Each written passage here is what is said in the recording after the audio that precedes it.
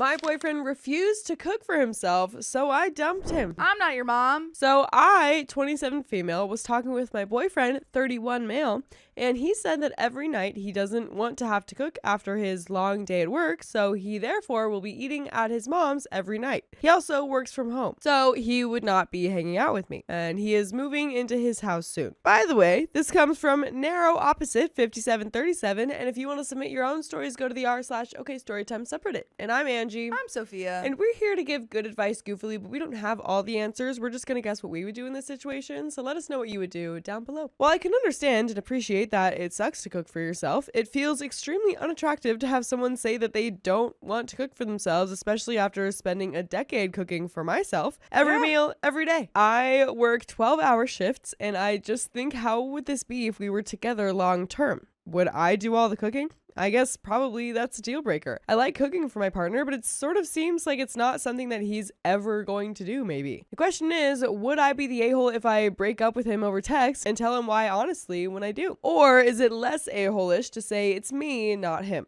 For context, I am his girlfriend. And we do have a couple edits, but what's our answer to that for so far? No, I mean, the fact that she's already thinking about it, Yeah. I'm like, probably not that invested in this relationship anyway. Yeah, I wonder how long they've been together. I can't imagine it was that long. Yeah. You know? I feel like you should break up in person, though. Yes. Over I text would be the only way that you're the a-hole. agree. Yeah. And I be agree with honest, that. though, too, actually. I think you can say, yeah, I feel like you weren't, I didn't feel like we were partners. Yeah. Didn't feel like you were contributing equally. Yeah. And yeah, like I was worried that this burden would be placed on me for the rest of our relationship. Yeah, exactly. I think you would be the a-hole for doing it over text and for lying and saying that it's him or it's you, not him, but not the a-hole for being honest. We do have little edits. Am I the a-hole if I tell him that it physically repulsed me when he said it?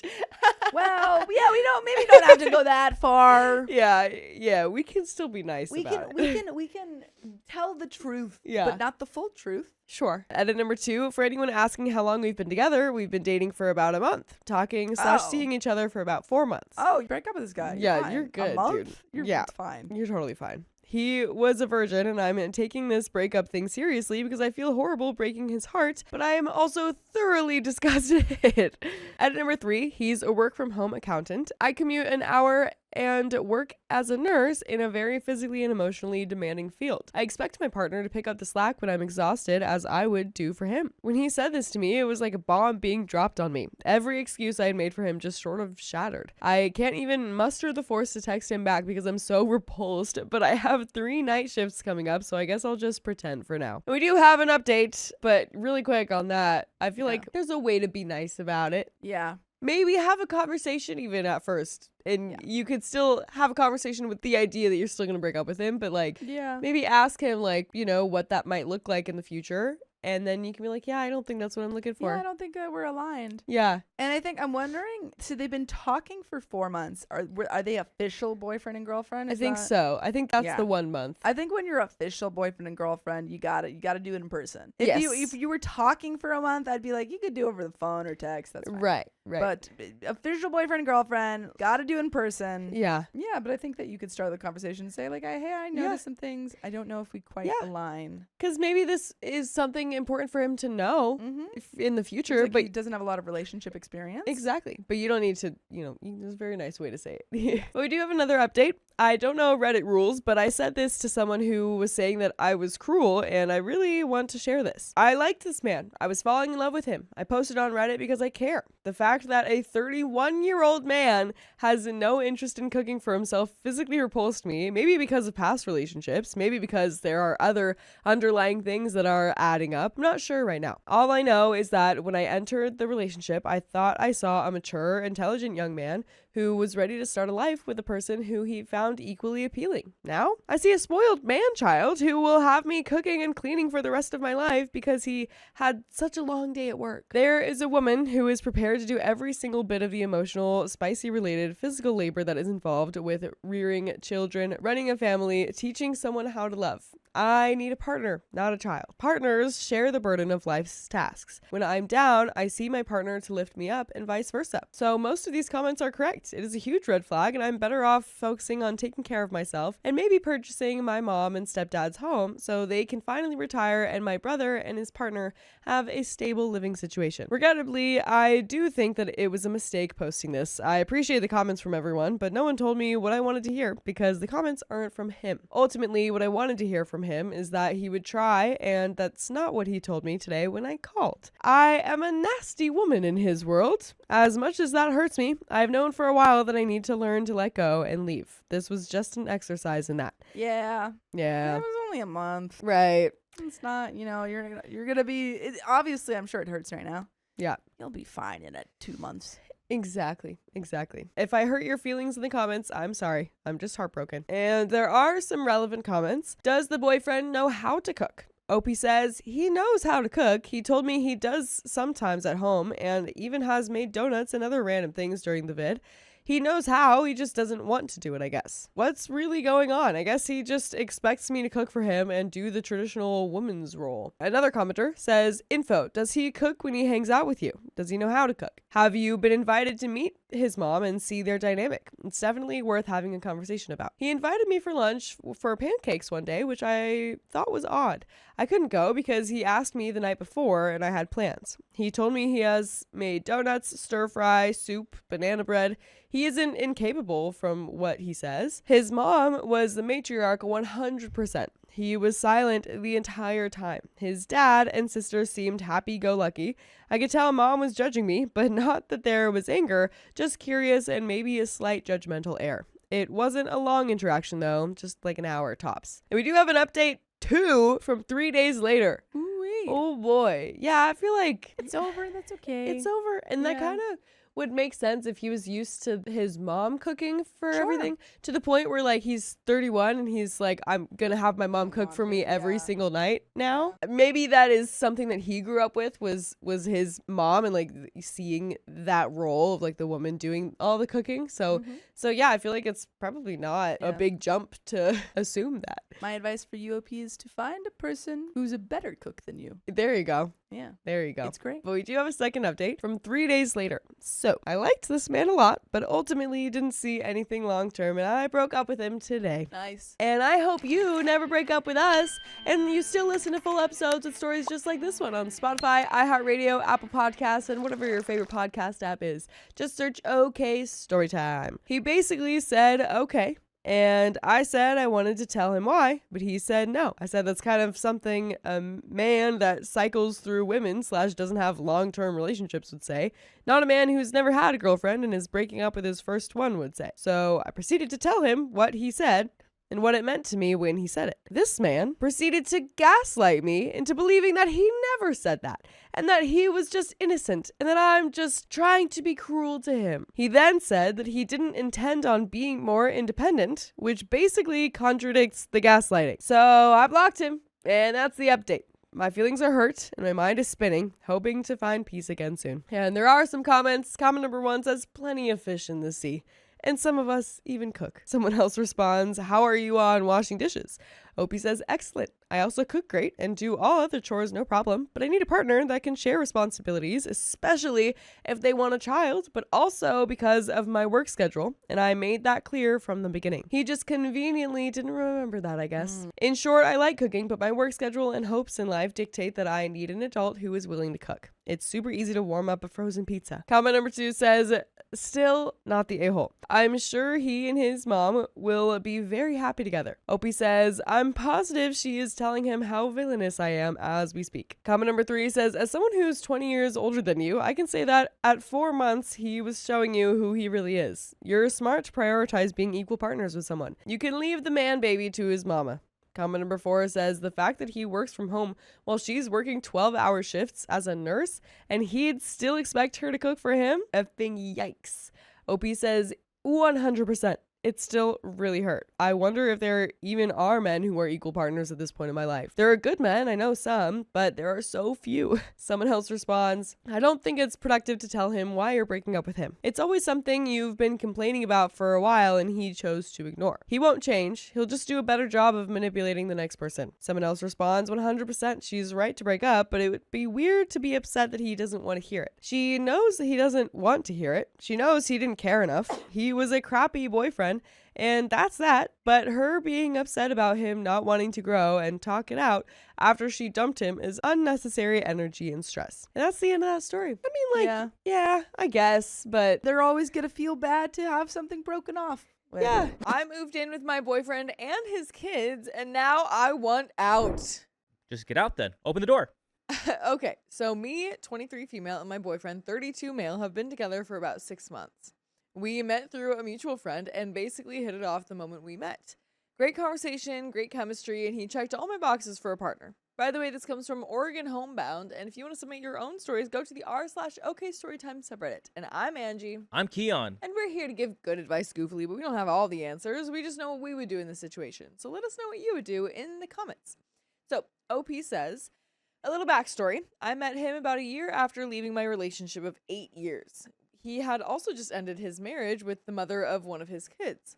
I never saw a partner having kids as a bad thing. I've always loved kids and have always admired people who step up to raise kids that aren't their own. My stepdad, my step-grandpa, my aunt and uncle are non-blood related to me, but all played a huge parts in my life and have all raised kids that aren't theirs and are amazing, loving step-parents. When we met, I was living with my grandparents at the time because I had just moved across the country after I ended things with my partner of 8 years. I'm also a part-time student and I work part-time. Between work, school, and studying, my plate is already full.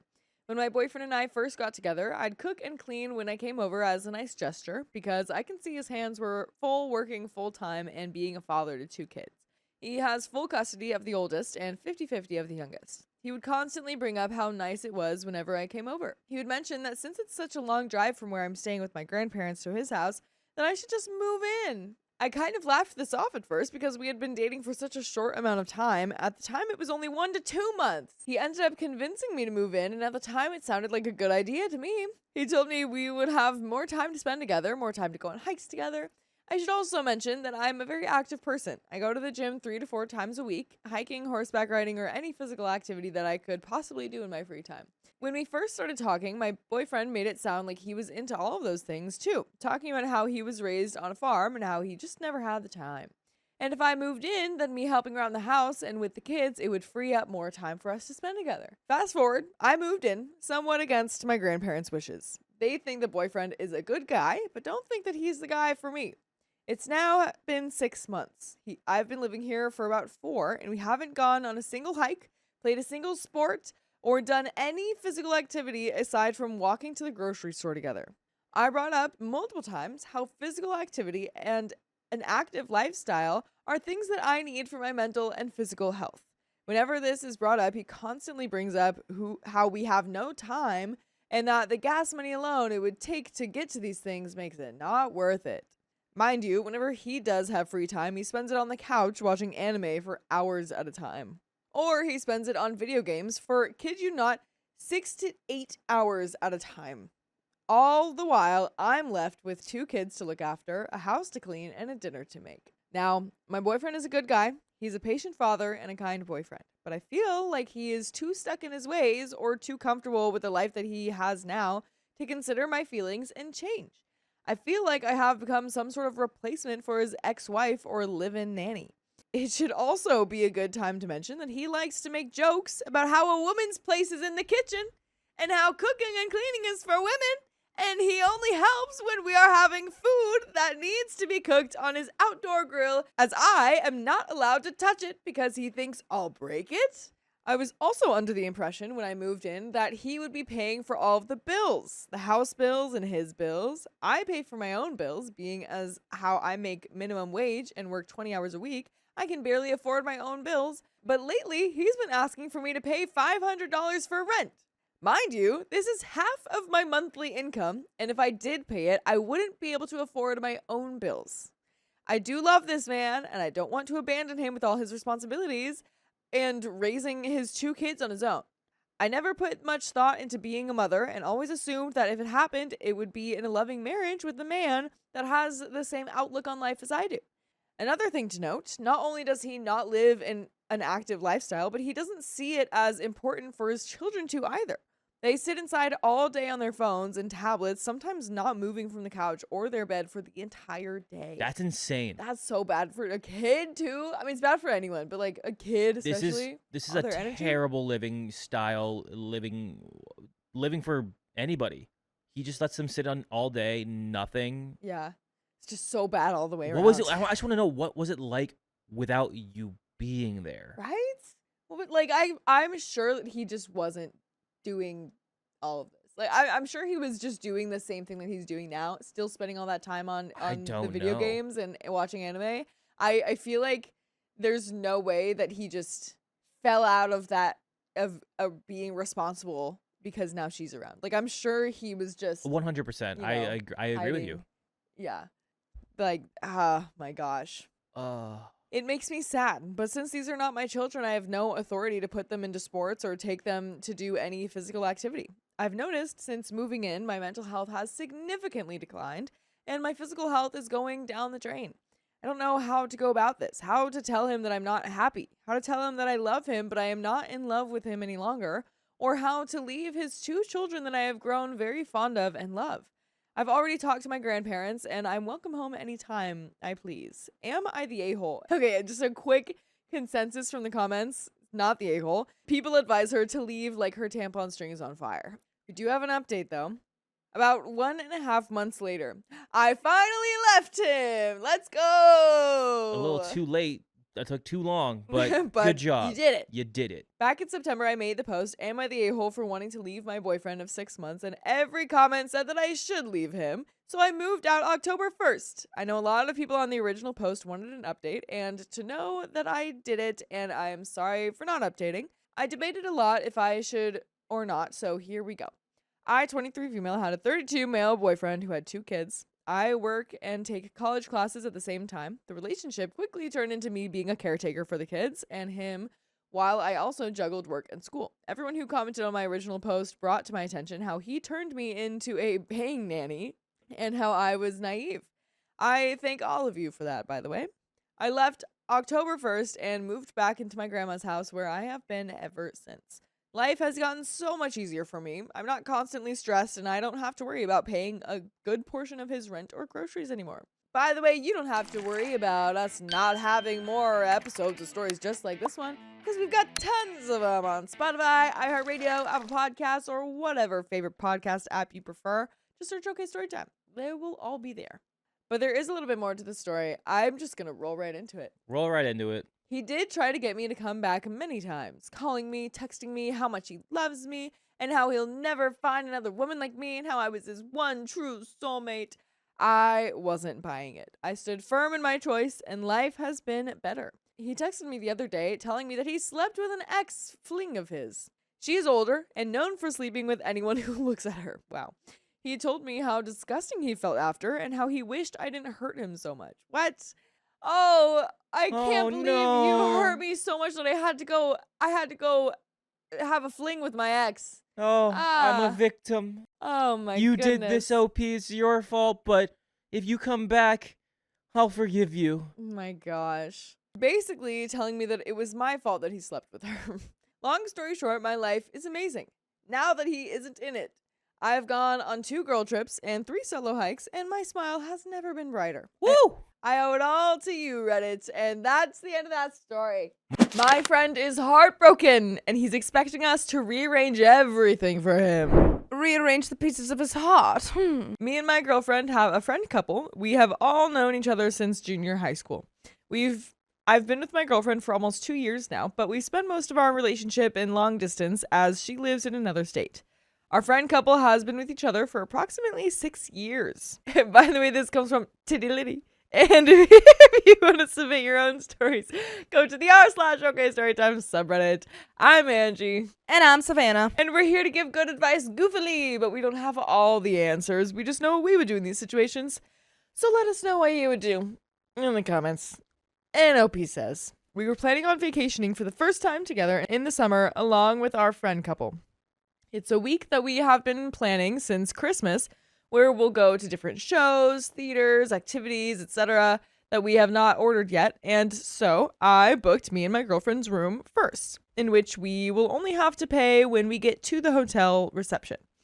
My friend and his girlfriend have paid me for the plane tickets I bought us and will pay for themselves once they will receive their hotel room. Now my friend is telling me that he might break up with his girlfriend before the trip, as they've apparently been struggling, but that they still love each other and it's for the best. But he still wants to go on the trip, especially since he has already paid for the plane tickets. And if she wants to join as well, he won't pay alone for the room that they booked together. Therefore, he would be more comfortable if we switched and we would sleep together while our girlfriends shared the other room. I asked why he would even want to still go if she's going to be there. He said, again, that she wasn't the problem, only their situation was. So he believes that they'll still be friends after the breakup.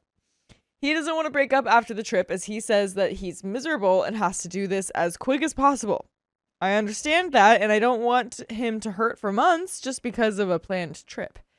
Quite honestly, I'm a bit disappointed as well. I was looking forward to be sharing a hotel room with my girlfriend for our first vacation together and spend our nights together without having to think about roommates.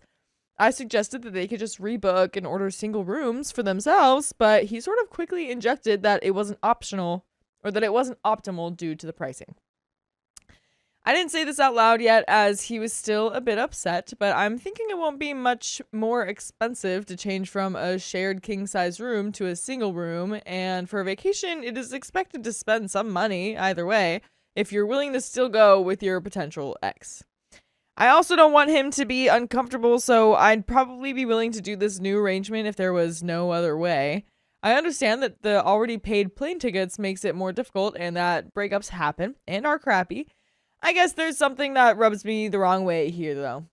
So, am I an a-hole for still wanting to push for my plan for the sleeping arrangements and for wanting to spend my first vacation sleeping with my girlfriend and not my friend who is going to break up with his? We do have an update, but what would your answer be? I mean, I don't think he's. No, I don't think anyone here is like the a-hole Yeah. per se, but it's just a really weird situation.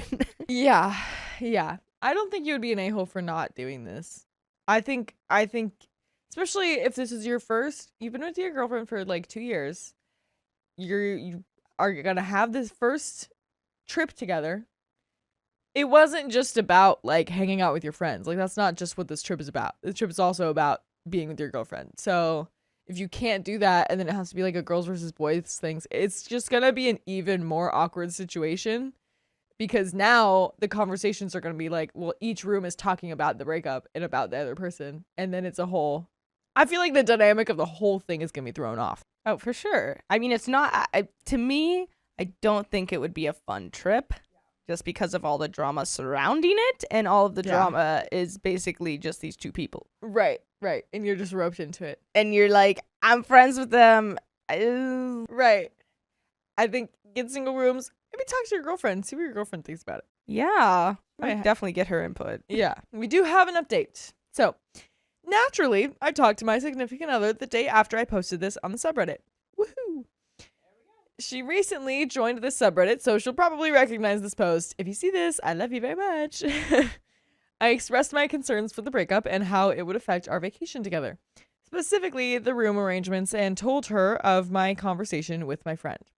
She basically said what you guys did. We have no obligation to rearrange our trip for their comfort if they're going to break up, so I shouldn't feel obligated to give up our room together for that. They, especially my friend, has the responsibility to work out something. We agreed that it's a weird situation overall, but with her support, I felt even more confident. Well, my friend and his girlfriend broke up as expected a few weeks after I made the post. I casually confronted my friend sometime afterwards, like, oh, by the way, when we talked about you wanting to change the room arrangements, we're not really up for that, so if you can find another option, then that'd be swell. More or less. He took it well and said that he understood, of course, but his girlfriend ultimately wouldn't be joining us, even though all of us said that she was welcome to do so and that she could find another room or hotel, but it was her choice. Okay, honestly, That is so fair. I didn't even. Why were we not thinking that that was an option? That like maybe girlfriend doesn't want to go. That's true. They were Like- just like, well, I don't know. They're still gonna be friends after, so like she's welcome to come if she Right. wants. But But honestly, yeah, that's not surprising at all. I don't think I would want to go. nope. If I- I would immediately be like, Yeah. no, you guys have fun. Right. Especially if it was like we just broke up. Like maybe if we broke up a couple years ago and we're like chill now, there have been mutual hangouts since then maybe I'll go on a trip. But when we just broke up and everything's fresh, this is not the first time to like adjust to being friends. Well, they're also like OP's friends. Yeah. Like they're not really, like the boyfriend is OP's friend. Yeah. Like the girlfriend kind of is it, and like it's all kind of Mhm. revolved around OP's friend group, I would say. So like I'd be like, nah, you guys go have fun. I'm not Yeah. really your friend. Yeah, exactly. It's like you guys are closer, so No hard feelings. bring another bud to share the room with. Yeah, there and, you go. Buy the plane ticket. And then you can be gay all you want. There you go. We all agreed that it was his responsibility to find another person to join us if he didn't want to pay that much. He took responsibility for it, which I really appreciated, but in the end, he still had to pay the full price. She still had to pay for the plane ticket and the activities that we were supposed to go on, but she said it was easy to earn back and didn't hold a grudge. We're still very good friends to this day. And to this day, I will keep reminding you that we've got full episodes of stories just like this one on Spotify, iHeartRadio, Apple Podcasts, or your favorite podcast app. Just search OK Storytime. We will be such good friends if you listen to all of them, every single one. But until then, not good friends. But Until then, we'll be mortal enemies. yeah, but there is a little bit more to the story. But okay, I mean, great. Seems like it's all working out. It sure is. Hopefully, there's not another plot twist. Right? Let's find out. Overall, we had a good time on our trip. Although our friend was single and wanted to explore the nightlife more, me and my partner enjoyed our time together in our hotel room and the public areas. We had a blast. We also connected a bit more with my friend over drinks and fun days. So everything turned out all right in the end. Thank you for all the responses that made me realize that I need to work on my confrontation skills and express my boundaries for my own and my partner's interests. And that is the end of that story. My wife's lockdown affair ruined our family, but now I'm the happiest I've ever been. Well, that's not how you're supposed to quarantine. My ex-wife and I were together for 18 years, married for 11 with 2 kids aged 7 and 12. She wasn't in a good place because of the lockdown. Her life had changed completely. She's an outgoing person with many outdoor activities. Acting lessons, that's an indoor activity. Dance lessons, usually also an indoor activity. Going out with friends, either or. She needed that stuff. Didn't we all, though? Yeah, I don't think everyone cheated on their partner. Just because they liked outdoor, indoor activities. Yeah. By the way, this comes from user Hercus. And if you want to submit your own stories, go to the r/OK Storytime subreddit. I'm Dakota. I'm Carly. And we are here to give you good advice goofily, but we don't have all the answers. We only know what we would do. So if you would do something different, let us know in the comments. As OP says, her social battery charged with people. I'm the opposite. My social battery drains when I'm around people. We were fine that way. She had her activities, I had my gaming nights, and on weekends we saw people. Everything was balanced until lockdown. No more acting lessons, no more dance, no more parties. She was trapped in the house, and with work from home, she didn't see anyone except me and the boys for months. Then lockdown lifted a little and we could see people again. We helped a friend move, and that's where she saw an acquaintance. There was a spark. I think she saw a way to be free, so to speak, again. On January 31st, 2021, she fell in love with another guy. That's when she started to trick me. She invited her side piece and the friend we helped move for dinner. While I chatted with our friend, she was in another room making out with him. What? Yo. Yeah, but at the same time? Yo, you're being very kind to your I hope, ex-wife now. It said X at the beginning. Yeah, you're being very kind to your ex-wife. Wow. She invited him several times for game nights, always with another friend, so I didn't suspect anything. This went on until April, when out of the blue, she told me she wasn't in love with me anymore. She still liked me. I was still her best friend, her first love, the father of her children, but not her lover anymore. Oh. I proposed seeing a therapist together to sort things out. I even offered to move out and find a rental while we tried to make things work. She accepted. 2 weeks later, while on a short vacation with her family, I discovered the truth. She had a notification late at night while sleeping next to me. The light on her phone annoyed me, so I grabbed it to turn it off.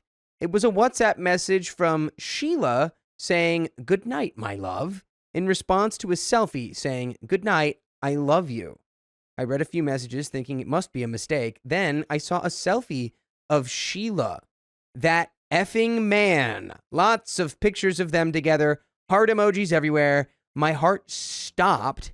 What was happening? Seconds later, she woke up and frantically searched for her phone. I told her I saw the messages and I knew she was cheating. She started crying and I cheered her up. I still couldn't believe what I saw. She was so sad I had to do something. We spoke a little and I told her to act like nothing happened until we were home without the kids. Monday comes, we head back home. The kids are still around, so we can't discuss it, but I had access to her Google account. I checked her location history. She spent almost every lunch in a park with him. She spent the afternoon of our youngest's birthday with him at a spa after telling me she couldn't get the day off. She spent nights with him when she told me she was with a friend. So many lies. Yeah, so I don't know what to call this. You married the scum of the earth. Like, I guess at some point her brain just broke and she was like, the only way I can feel alive is to lie to the person who cares the most about me. Your wife sucks. And I'm so sorry. Yeah, I think honestly, after all of the lies and deception, it's divorce o'clock. It's divorce o'clock. Hey, look at the time. You have a watch. Oh, what time does that say? Oh, it says divorce. She wanted me out of our house to make space for him while he was building their house.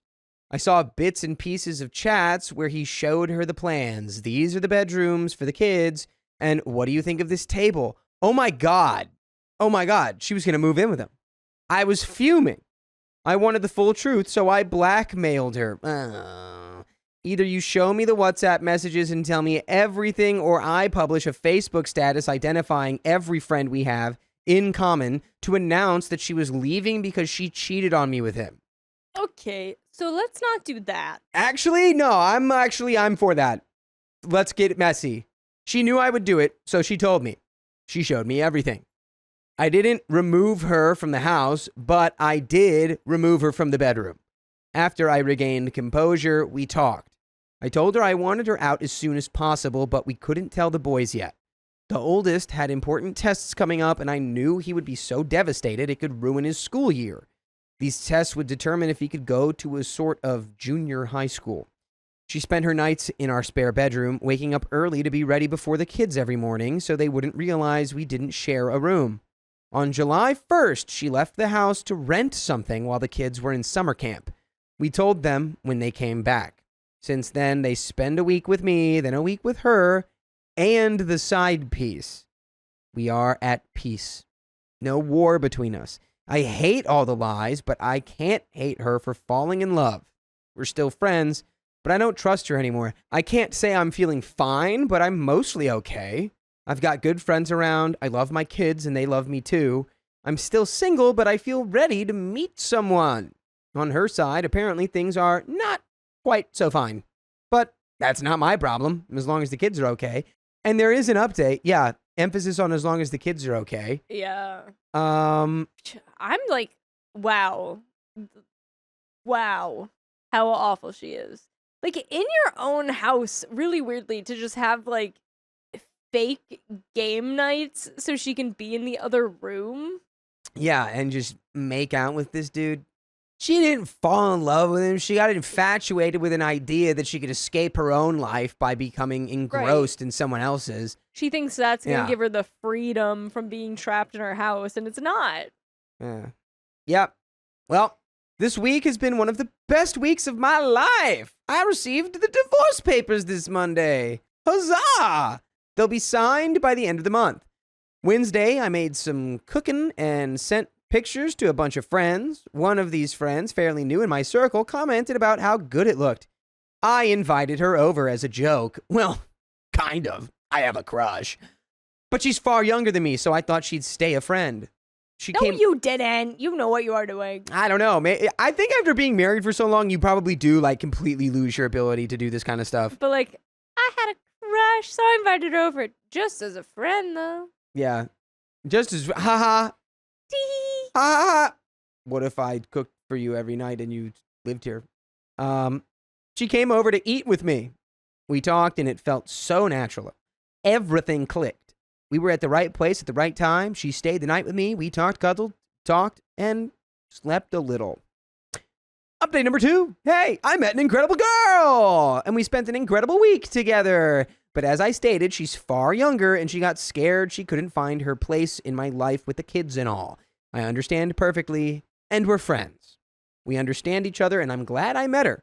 It was such an ego boost. It showed me that I can be happy with someone again, and that was one of the most important things I needed. And most of all, I am finally divorced. That's it. I received the papers signed by the judge on Monday, and all of a sudden I feel so light and so free. But that's not all. You cheeky little bugger. You just told us that was it. Now you're saying that's not all. That got us? Oh, I'm really taking my life into my own hands. I realize now that I've always placed my ex first and almost never did anything for me. Third update. On July 1st, it's been a year since she left home, and frankly, it didn't matter to me. At first, I thought it would affect me somehow, but nope. Nothing. It was a day like any other. I'm glad that I'm over this. We're still no contact except for the boys, and it's working well. She tried a few times to talk to me about other stuff happening to her, but she realized I didn't care. So she stopped. Good for you, dude. yeah, that's the best way to go about it, too. Like, oh, cool. I really don't care about your life. You cheated on me. Yeah, I imagine she's reaching out, trying to be like, God, things have been hard. Like, I don't know. Like, things aren't. And you're just like, yeah, what? Cool. I'm sorry. I was in the other room with the phone on speaker. What did you say? Oh, you're gonna tell me again? No, I really didn't care. I'll leave the room again. So I don't know anything about her life, and I'm cool with that. As for me, I got my tattoo. Cool. It's amazing, and I can't wait to have the others. I'm hooked. It's like I'm taking control of myself, my body, and my mind again. I'm screaming to the world who I really am as myself, not as part of a couple. And there's another update. Good for you, OP. This is all good. I'm liking this. So, since the last update, I finished and published my first book. Oh! OP. Bra, bra, bra! OP. Book titled How to Move On from Your Terrible Ex. Through tattoos. I'm close to finishing the second one now. Oh. I've been contacted by local journalists to talk about my book. Yeah, you have. I'm now the only owner of my house and paying less for the mortgage. Yeah, you are. I've been given a raise at my job. Yeah, you were. I thought that my ex-wife was the one, but now I see I was in such a toxic relationship that I was blind. The fact that she cheated and left me was maybe one of the best things that could have happened. I found the love of my life. Ooh, this is so good. OP. We met on multiple occasions, but never really talked until one evening when my best friend called to invite me to a show. He invited her too. He played Cupid, leaving the phone call, so the two of us kept talking. And by the way, we're going to keep talking and talking and talking and talking when you listen to those full episodes of stories just like this one on your favorite podcast platform, iHeartRadio, Spotify, Apple Podcasts, whatever it is. Just search OK Storytime, and you can listen. That's right. That's right. That's right. And we have a itsy-bitsy little bit of story left here. I don't even have anything to say other than hell yeah. Your life sounds pretty great, OP. Yeah. Look at you doing the thing. If I had the air horn, I'd go. She's all I needed, all I wanted. We have so much in common. It's incredible how compatible we are. We love the same music, the same movies, the same food. She's kind and caring. I didn't know that someone could take care of me the same way I take care of her. I'm not used to it, but I like it. I feel so good. I lived my life one day at a time, trying to be there for my kids when they were home and trying to survive the week when they were not. Now I see a future full of love and laughter and all the best things in life. And that's the end of that story. Yeah. Yeah. You know what? Thank you, OP's terrible ex, for cheating on him so he could become the best version of himself. I love a little happy ending. And that is the end of that story. My poly partner is falling for his coworker, and it's breaking my heart. Oh, well, don't go breaking my heart. My resting partner, 29 male, and I, 34 non-binary, have been together for almost 8 years. Polyamorous for 3. I call my nesting partner Dennis for the purposes of the story. Our journey was a little wonky as we started off as a newbie, inexperienced poly folks, and our relationship became functionally monogamous as busy adulthood ran us over. Eventually, we did some reading and worked together and waded our way into polyamorous in earnest. By the way, this comes from enthusiasts, and if you want to submit your own stories, go to the r/OK Storytime subreddit. I'm Riley. I'm Dakota. I'm Keon. And we're here to give good advice goofily, but we don't have all the answers. We only know what we do know, so let us know what you know in the comments down below. As OP says, for the most part, our progress has been steady. I have 2 other partners, and he has 1. We've talked about polyamory being a great fit for us and how it enables us to explore relationships with people we care about. The one recurring theme is that Dennis gets huge amounts of NRE.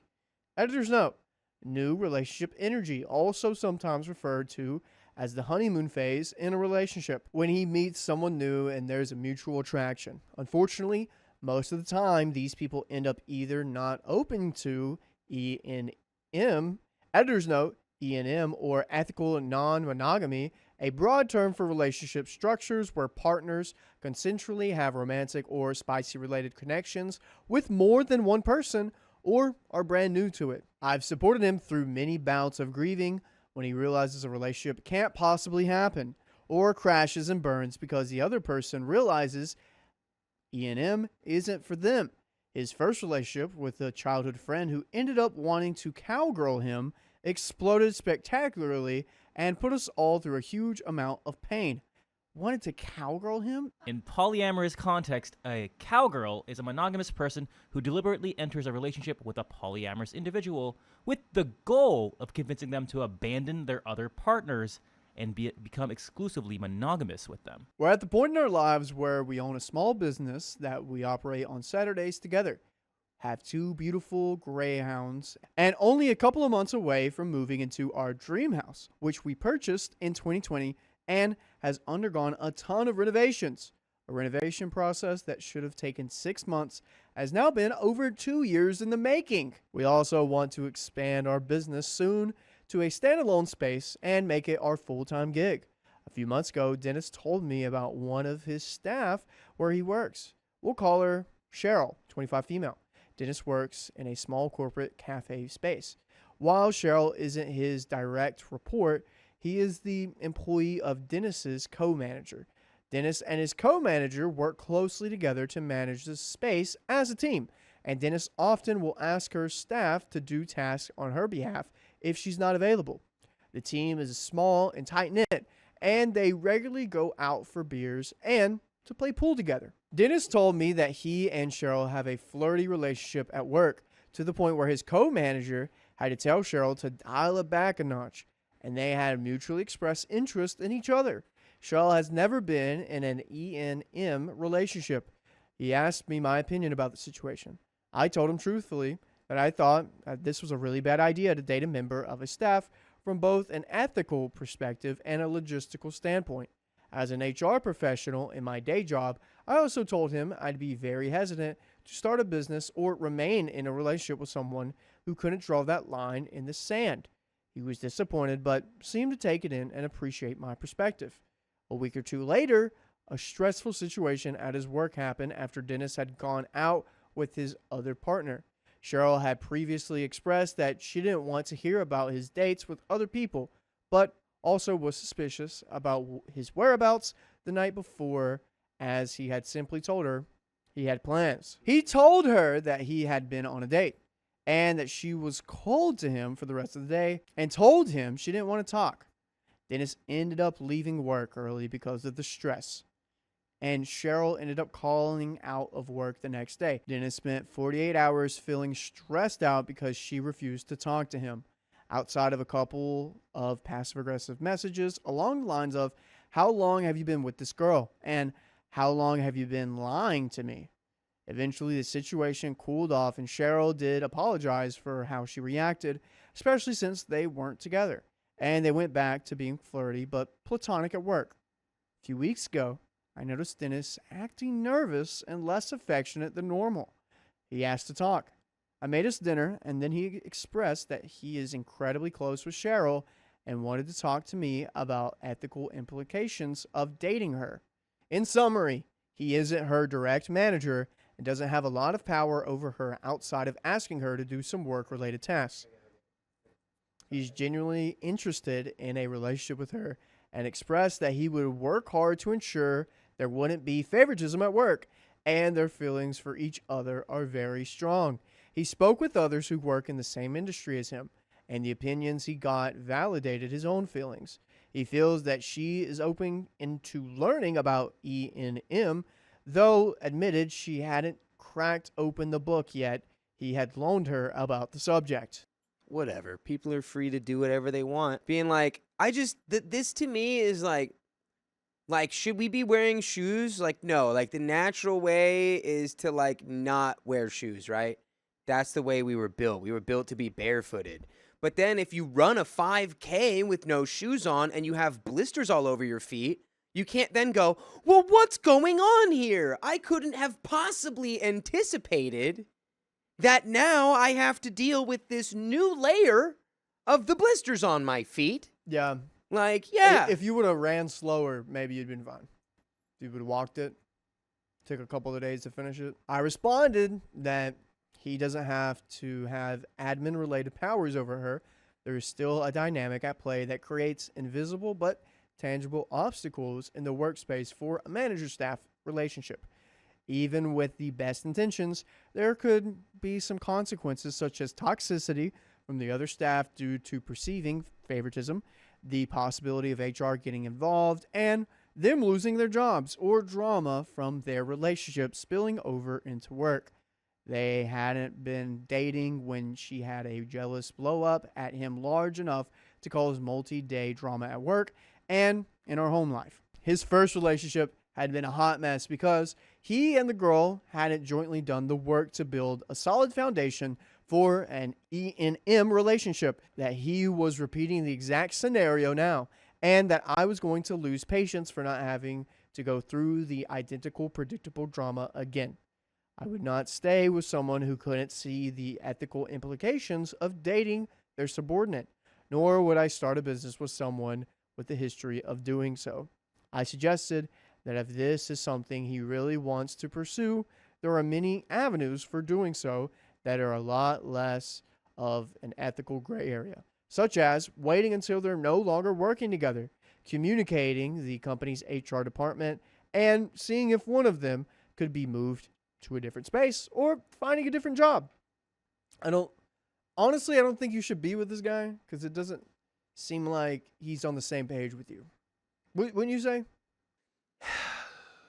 You're not on the same page. I don't know, bro. I got nothing to say other than like for every story I read where it's like ethical non-monogamy works out, I feel like there's 15 where it doesn't, and all they want to do is try to pretend like it's working, or like one day it'll work, or that somehow it's better, and they just need to figure out why it's better, and then one day they'll understand it. I don't know. Feels like a mistake. Yeah. He's clearly like it doesn't sound like you want this. Yeah. So if you don't want this and he doesn't care that you don't, then it's no longer ethical. He was unhappy with all of those suggestions, as he wanted to act on these feelings so a relationship could develop organically, but didn't want to get higher ups involved in his personal life, and didn't want to have to force a big life change in changing jobs just to be in a relationship with her. It escalated into a horrible fight, and things have been tense between us ever since. He has since expressed that he feels I am restricting him and telling him who he can and can't date. He's also now said that he's uncertain about everything now, including our relationship, expanding our business soon, and polyamory itself. He told me he has been unhappy for a while now.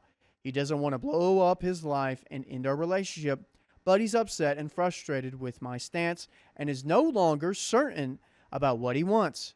He's even acknowledged perhaps this due to NRE, new relationship energy.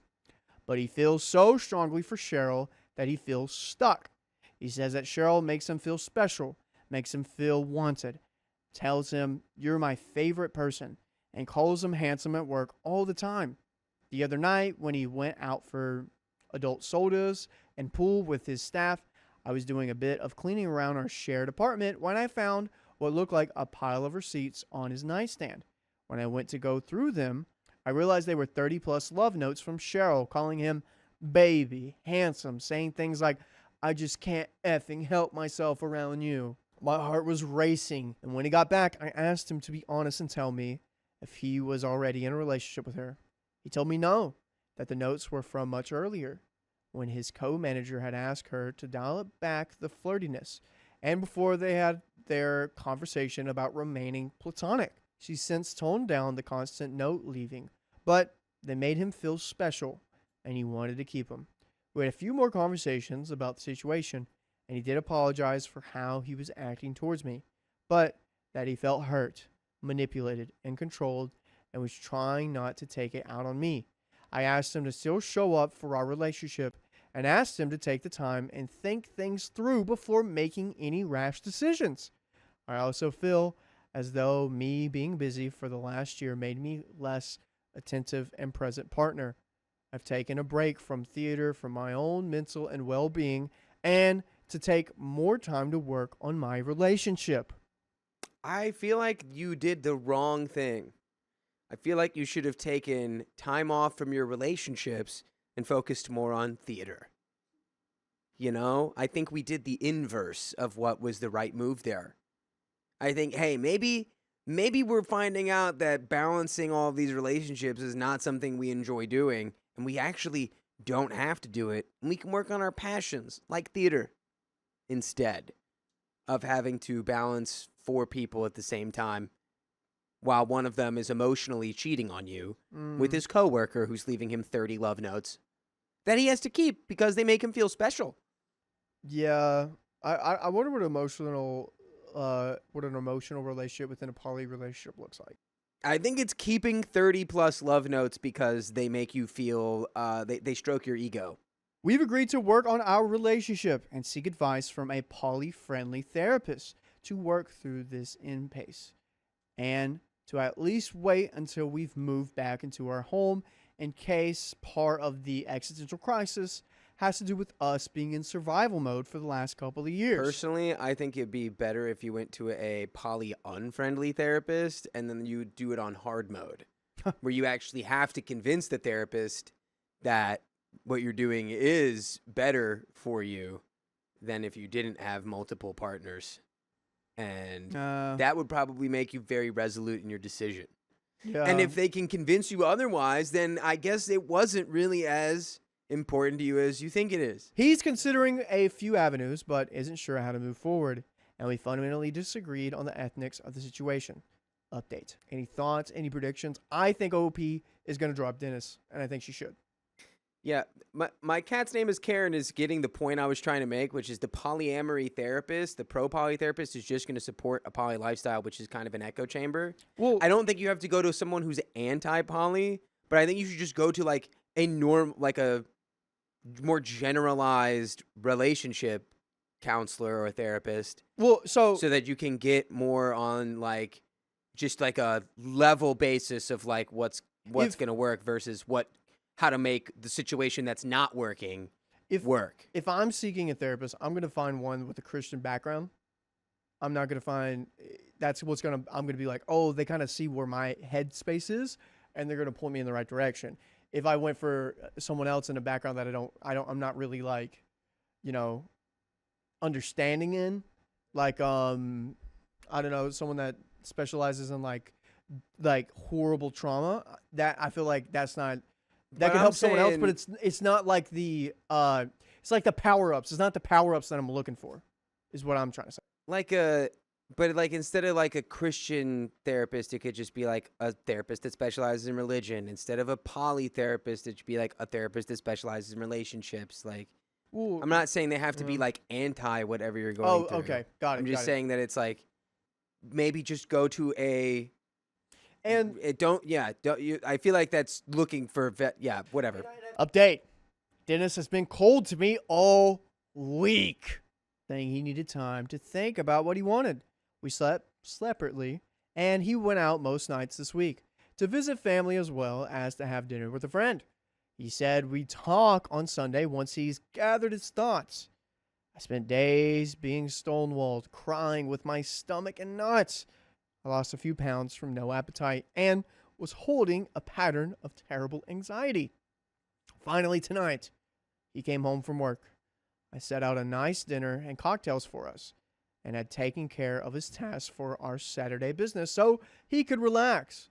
I couldn't hold myself together and started crying while I tried to eat. He ignored me and kept eating while I cried. I finally came back to the table and said I wanted to respect his wish to not talk until Sunday, but my anxiety was through the roof, and if our relationship was over, I wanted him to tell me rather than drag it out for days.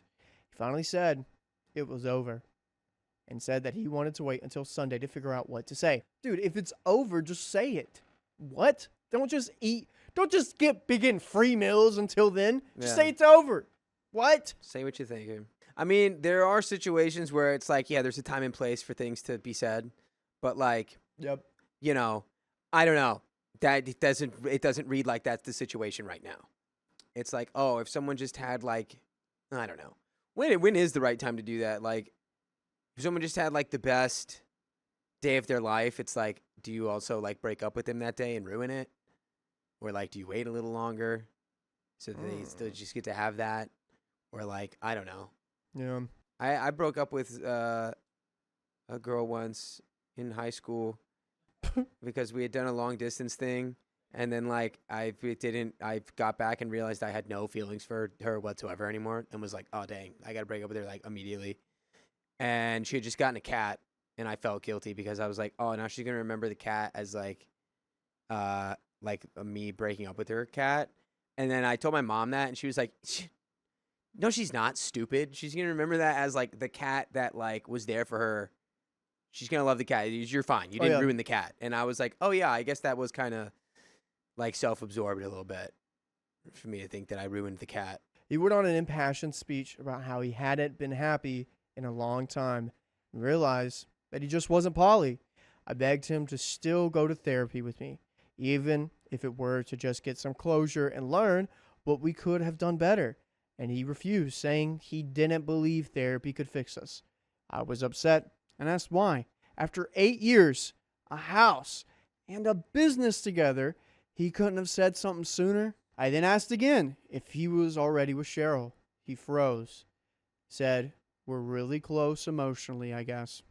I asked, did you sleep with her? Kiss her. And by the way, you can use your lips to kiss us on your favorite podcast platform. No. Just type in with your lips, okay, story time, and you can kiss the play button to play, 80 days worth of stories. But do you think that he did the dirty, spicy tango with I don't know. I think Cheryl? if he did, he probably wouldn't even be honest about it. Yeah.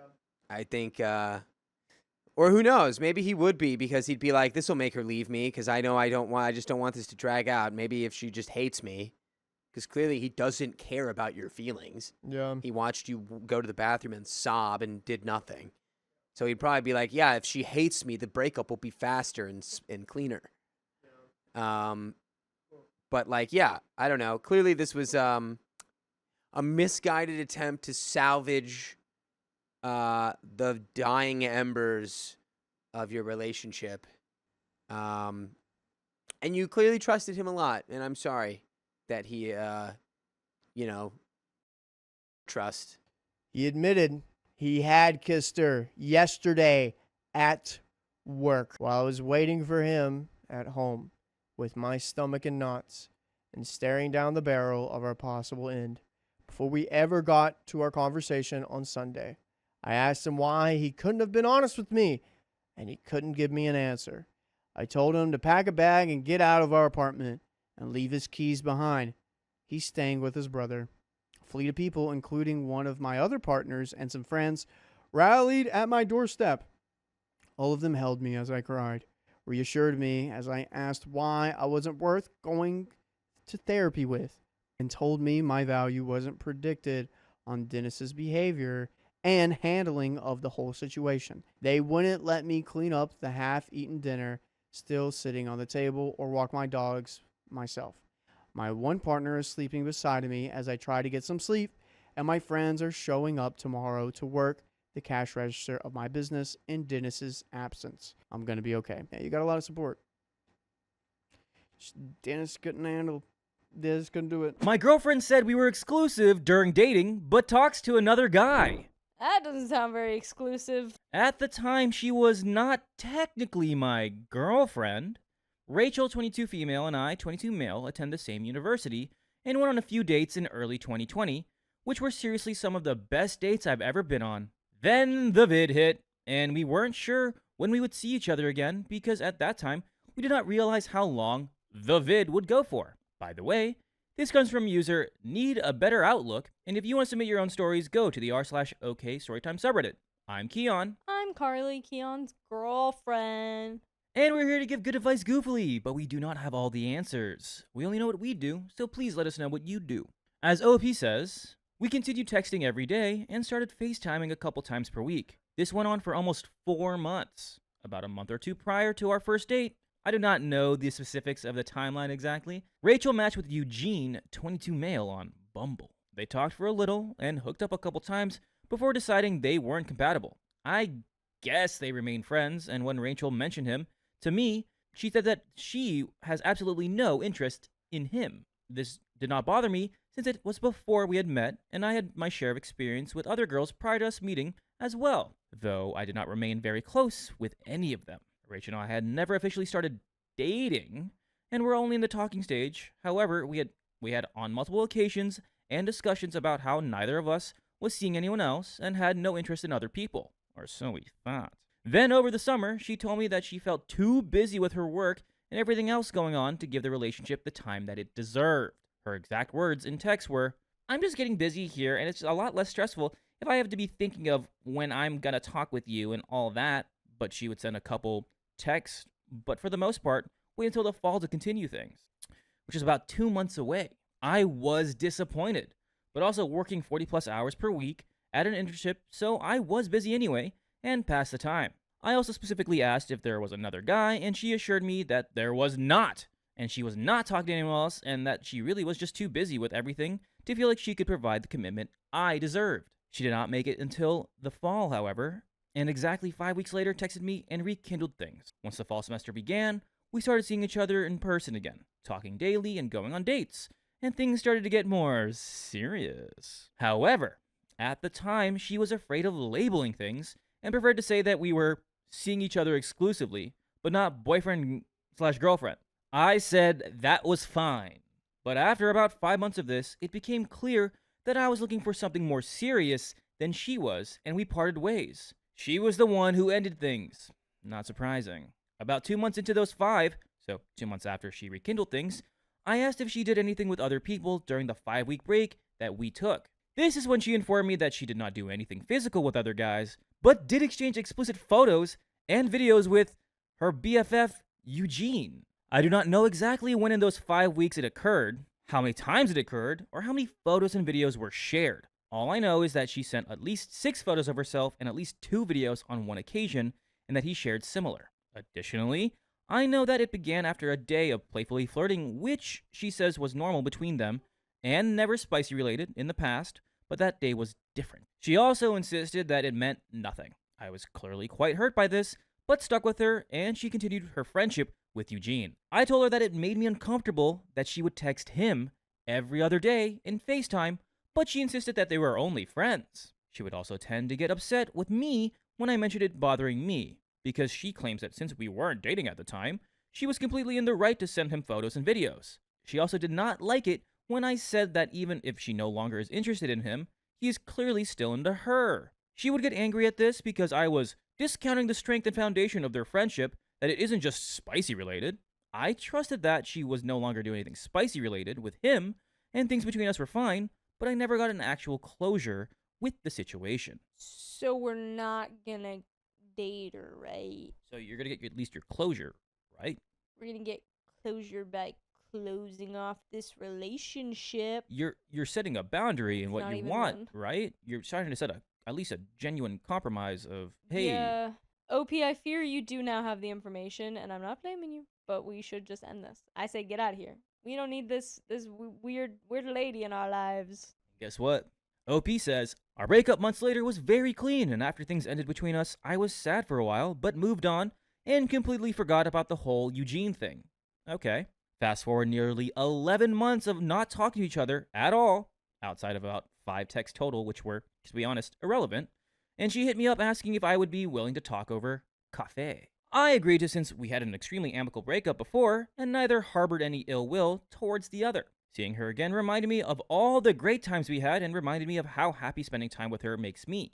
Additionally, in the time away, she had started seeing a therapist and worked through her issues with labels and commitment, etc. She seems to be in a lot better headspace in general now than she was before. I did not initially intend to get back together with her, which you shouldn't, but we hung out a couple times and she apologized for how she treated me in the past and told me about a lot of her personal growth over the past 11 months. She also mentioned that I was right about Eugene because about 5 months after our breakup, he called her explaining that he and his girlfriend just broke up and wanted to have spicy sleep with Rachel, which she found gross and offensive.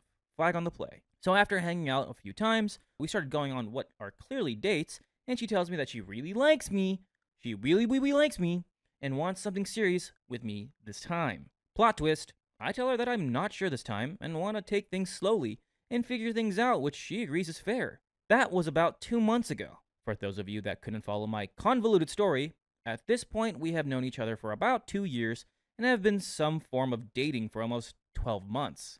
I really started to fall for her and want to be with her, but being with her again has brought back up all the old hurt and confusion surrounding the Eugene situation. I brought it up recently with her to talk about it, but it did not go so well. Apparently, she mentioned me to Eugene well before the incident occurred, but he did not care, and he still participated. Additionally, I saw someone's feedback on a different post about if someone is really a friend, then they would be interested in meeting their friend's love interest and potentially inviting them into the friend group. But I still have never met Eugene, as he has expressed no interest in ever speaking to me or meeting. You don't need to meet Eugene. He's not even friends with this girl anymore. My guy, Eugene is your op. Why do you keep bringing Eugene up? Why are we talking to this girl still? Move on. Plus, I know of a few negative things he has said about me to Rachel, but those are not really a big deal. She's still friends with him. Why? If she said, I'm still friends with Eugene, I'd be like, you know what? I don't think I can do this relationship with you. Hey, I don't think I can do this relationship after you just told me that he flat out said that he wanted to sleep with you after he broke up with his girlfriend. She is still friends with him, but they talk significantly less after his phone call begging for spicy sleep. I'm not bothered by the guys that she has seen since our breakup, since we were totally broken up, but I'm still very hurt by the Eugene stuff because I thought it was just a break, and we were exclusive even if we did not use the conventional labels. Also, I am bothered by her continuing friendship with him. Then stop talking to her. Yeah, OP, I don't want you to think that we're saying that this is like on you per se, but like we have all the facts now. We're not happy with them and we're just staying. Why? Because he has the rose-tinted glasses on. Think I'm off. Where I currently stand on things. I really like Rachel, and I'm happiest when I spend time with her. Also, she has had a lot of personal growth since the first time we dated, and things between us are better than ever. But at the same time, I feel disgust when I think about the Eugene situation.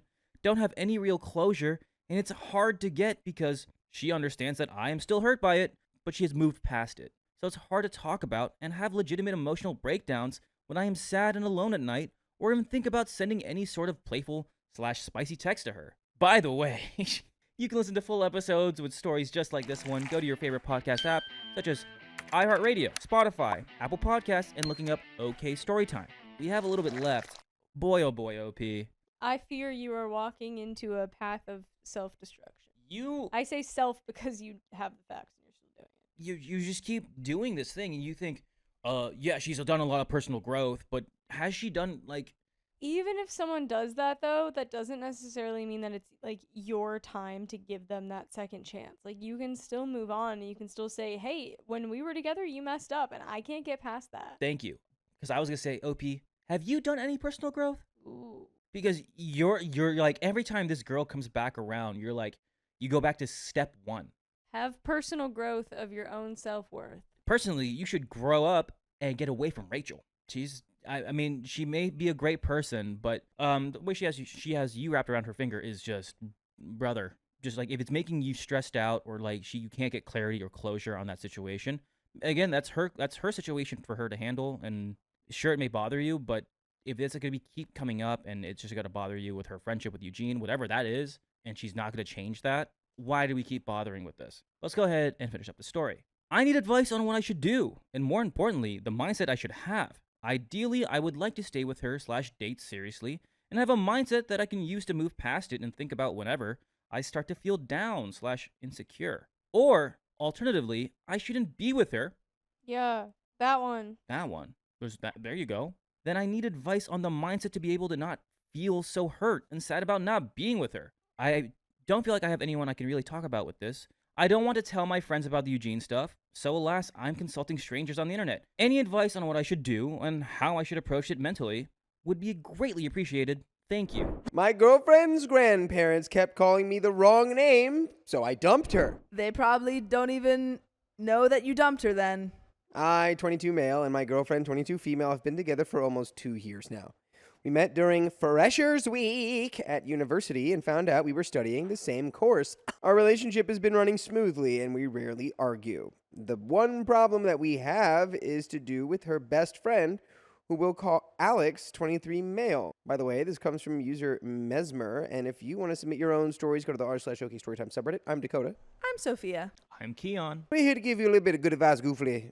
We don't have all the answers. We only know what we do, so if you do something else, let us know in the comments. Alex has been around for longer than I have. He's known my girlfriend for around 4 years now, and they attended high school together. I initially had no problem with Alex until he started making fun of my appearance and accent. For context, I'm not a bad-looking guy. I'm 5'10" and have a decent build. I've been working out for just over half a year now and have good facial features. Alex has pointed out small things like the shape of my eyebrows, the way my hair gets messy because I have longer hair that regularly gets tangled up, and my accent. I'm Slavic and English is not my first language. For the most part, my girlfriend has defended me and called Alex out on his BS, but sometimes she'll laugh at the things he says, particularly when he makes fun of my accent. This bothers me a lot, as I struggled with my English for a few months before passing my IELTS and struggled to fit in when I moved here. I've brought this up to her and she apologizes but continues to do so. Now on to the issue. My girlfriend and I recently went to visit her grandparents for the weekend. They are a pretty big part of my girlfriend's life. She was raised by them as well as her parents, and this was my first time meeting them. Her grandmother opened the door, greeted me with a hug, and proceeded to say, "Alex, we've heard all about you." I instantly assumed it was just a mistake. Her grandma is old, so maybe it was a memory thing. And I corrected her and told her my name. She frowned and shook her head, sure that it couldn't be correct. The dinner was a bit awkward, as both her grandparents kept referring to me as Alex. My girlfriend kept on correcting them, and they looked confused. After the dinner, I politely asked my girlfriend why they continued to mix me up with Alex. She blew up on me, telling me they're old and struggle with memory loss. I apologized, explaining I didn't mean to insult anybody. I just wanted to know why they continued to refer to me as Alex, even after correction. We left it at that and spent the night watching movies at her grandparents' that they enjoyed. I was setting up the bed in the spare room for me and my girlfriend when I overheard her grandmother and her talking. My girlfriend was talking in a hushed tone about Alex. I would leave already. Yeah, I feel like she told the grandparents that she was dating Alex, and that's why they keep mixing it up. 'Cause Yeah. they're like, no, but her boyfriend Alex. Her grandmother kept asking why she hadn't brought Alex along like she said she would. I couldn't hear my girlfriend very well, but she told her grandmother something came up, so she had to bring me instead. I was surprised as we had this trip planned for a couple of weeks beforehand. I heard her grandmother asking how Alex was doing and when they'd get to see him again. I am really confused. I asked my girlfriend about it in bed, and she insisted that her grandmother just struggled with memory loss and didn't know what she was saying. I asked if she had planned to bring Alex to her grandparents, and if so, I would have had no problem with it if she had simply let me know. She blew up on me again, insisting I didn't understand her relationship with Alex. She called me a few petty names and told me to sleep on the pull-out couch. I am breaking up with this person instantaneous. She's hiding something, and I think it's that she's dating Alex. She's double dipping. Yeah, if she's laughing every time he jokes at your expense, feel like she's probably. But then why did she bring OP to meet her grandparents? Because she's a sick, twisted little freak. I don't know what she's doing, man. I don't know what her plan is. Yeah, I mean, it's like I get it. They're older. Like a couple times makes sense, but it's like I would make it prolific. Like, hey, my name is not Alex. yeah, what? Like, hi. I'd be like, hey guys, my name's not Alex. My name's this. Can we get that clear? I mean, what's up with Alex? I reluctantly agreed to sleep on the pull-out couch and laid awake all night thinking about the conversation. Since then, my girlfriend has been more irritable, and nothing I say makes her want to talk to me. She's been calling Alex regularly and refusing to tell me why she's so upset. This is deeply confusing me, as I didn't come across as insulting in any way. I've considered breaking up with her a couple of times, as this behavior is completely out of the blue, and her refusal to communicate properly is worrying me. Any advice? Would I be the a-hole if I broke up with her? No, dude. Break up with her. Yeah, genuinely. She's making fun of you. She's being secretive with Alex. She's letting her grandparents call you Alex. She's blowing up at you about her grandparents, not remembering your name. Too much. Too much disrespect, OP. Yeah. You know when to draw the line. Yeah. True. It's not making you feel good. There's an edit. Thank you for the replies and helping me realize that this was never just about what her grandparents have said. My girlfriend's behavior is unacceptable, and I will be having a talk with her tomorrow, which will ultimately end in splitting up with her. I will post a short update tomorrow for anyone who's interested. Here's the update. For context, about a day ago, I wrote a post explaining that I had gone to meet my girlfriend's grandparents and they kept calling me Alex, which is her boy best friend's name. Upon asking my girlfriend about it, she got defensive and has refused to speak to me since. My girlfriend got off work early and messaged me asking to come pick her up. This is the first time she's messaged me first in days. I agreed and drove to go pick her up. I waited in the customer section, she works in a bakery, and I noticed some of her coworkers giving me dirty looks. I brushed it off. When she got out, she was quiet. She got in my car with a huff and then asked if I could drive her to Alex's place, as he and some other friends were having a small gathering there. I admit, this annoyed me. I told her flat out we needed to talk and asked her if she wanted to go to my place to do so. She told me anything I had to say, I could say it now. So that's what I did. I told her that her behavior over the past few days had been unacceptable, her refusal to talk to me, and how she blew up at me for just asking simple questions. This is where the conversation got weird. She told me that her grandparents had been waiting to meet Alex, and that's why they got confused, much different from her loss of memory excuse in my earlier post. I asked her why she didn't just tell me that. She told me I wouldn't understand because I don't understand her relationship with Alex. I don't believe you. And it's just like You're such a lying. cop-out. Yeah. Because it's like, if I don't understand, why make me? They Help me. wanted to. I told them that they were going to meet Alex, and they really wanted to meet Alex. So why didn't you tell me that? You wouldn't understand. Yeah. You just wouldn't get it. I think I'm starting to understand your relationship with Alex actually Me pretty too. well. I think it's starting to become pretty clear. Crystal. I told her that yes, I do not understand her relationship with Alex, how she lets him insult me, and how she carries on defending him.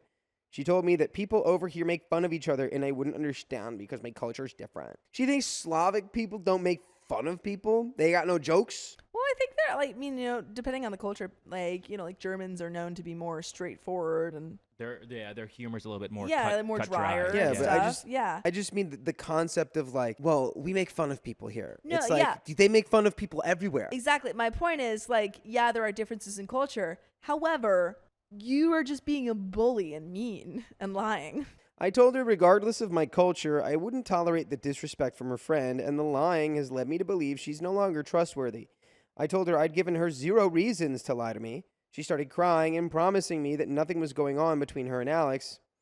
I was stunned, as this wasn't what I was implying at all. I asked her why she had said that, and she broke down and admitted that Alex had been pressuring her to leave me for months now, saying she deserved someone better than me. At this point, I was done. I don't need this kind of drama. I told her to get out of my car and that we're done. She was crying and begged me not to leave her, promised she'd cut Alex out of her life, and promised that their relationship was nothing but friendship. I said I didn't care and wanted no part in this anymore.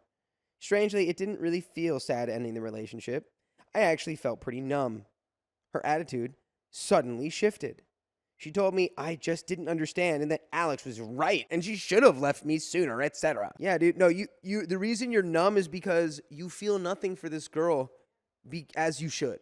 You just realize, oh, she's just, I mean, after the way that she's been treating you for like the last however long, months it seems. But also, OP's been kind of mentally ready for this, because he did say, like, I've been kind of wanting to break up with her before. Yeah, several times. So, like, I think you're just like, all right, I finally did it. I Just did crazy. Dude, you know how many times I'd be hanging out with a girl who told me I need to dump my girlfriend because I deserve someone better than her? Not anymore. I'd be hanging out Zero. with them 0 times Zero. after they say that to me. You should dump your boyfriend and hang out with me. I'd say, I don't want to hang out with you at all now. Yeah. And I'm not going to dump my boyfriend. I just told her to get out of the car. She was still crying, and she slammed the door pretty hard and stormed off. But we'll never slam the door on you listening to full episodes of stories just like this on your favorite podcast platform, iHeartRadio, Spotify, Apple Podcasts. Just search OK Storytime. We have a little bit more story here. Now she's texting me, apologizing, and promising we can work this out. I've had a couple texts from mutual friends asking what happened, as my girlfriend sent them texts calling me controlling and toxic. Why would she want to get back together with me if she's telling our friends that? Because she is unwell, my brother. I put my phone on Do Not Disturb, and I'm now writing this update. I don't feel sad right now, but maybe that's because I'm in shock. I wrote this update for the people who gave me the courage to leave this relationship. Thank you for all your advice. And that is the end of that story. My boyfriend lied about his best friend, and now I want to dump him. Maybe you should dump him then. My boyfriend, 20 male, and I, 21 female, have been together for almost a year. But this issue happened a little before we started dating, and it's been bothering me ever since. By the way, this comes from Carolina Blythe, 31, and if you want to submit your own stories, just do it. Yeah. Do it. I bet you would like to do that, wouldn't you? I know you wanna. Maybe I you know would. you wanna.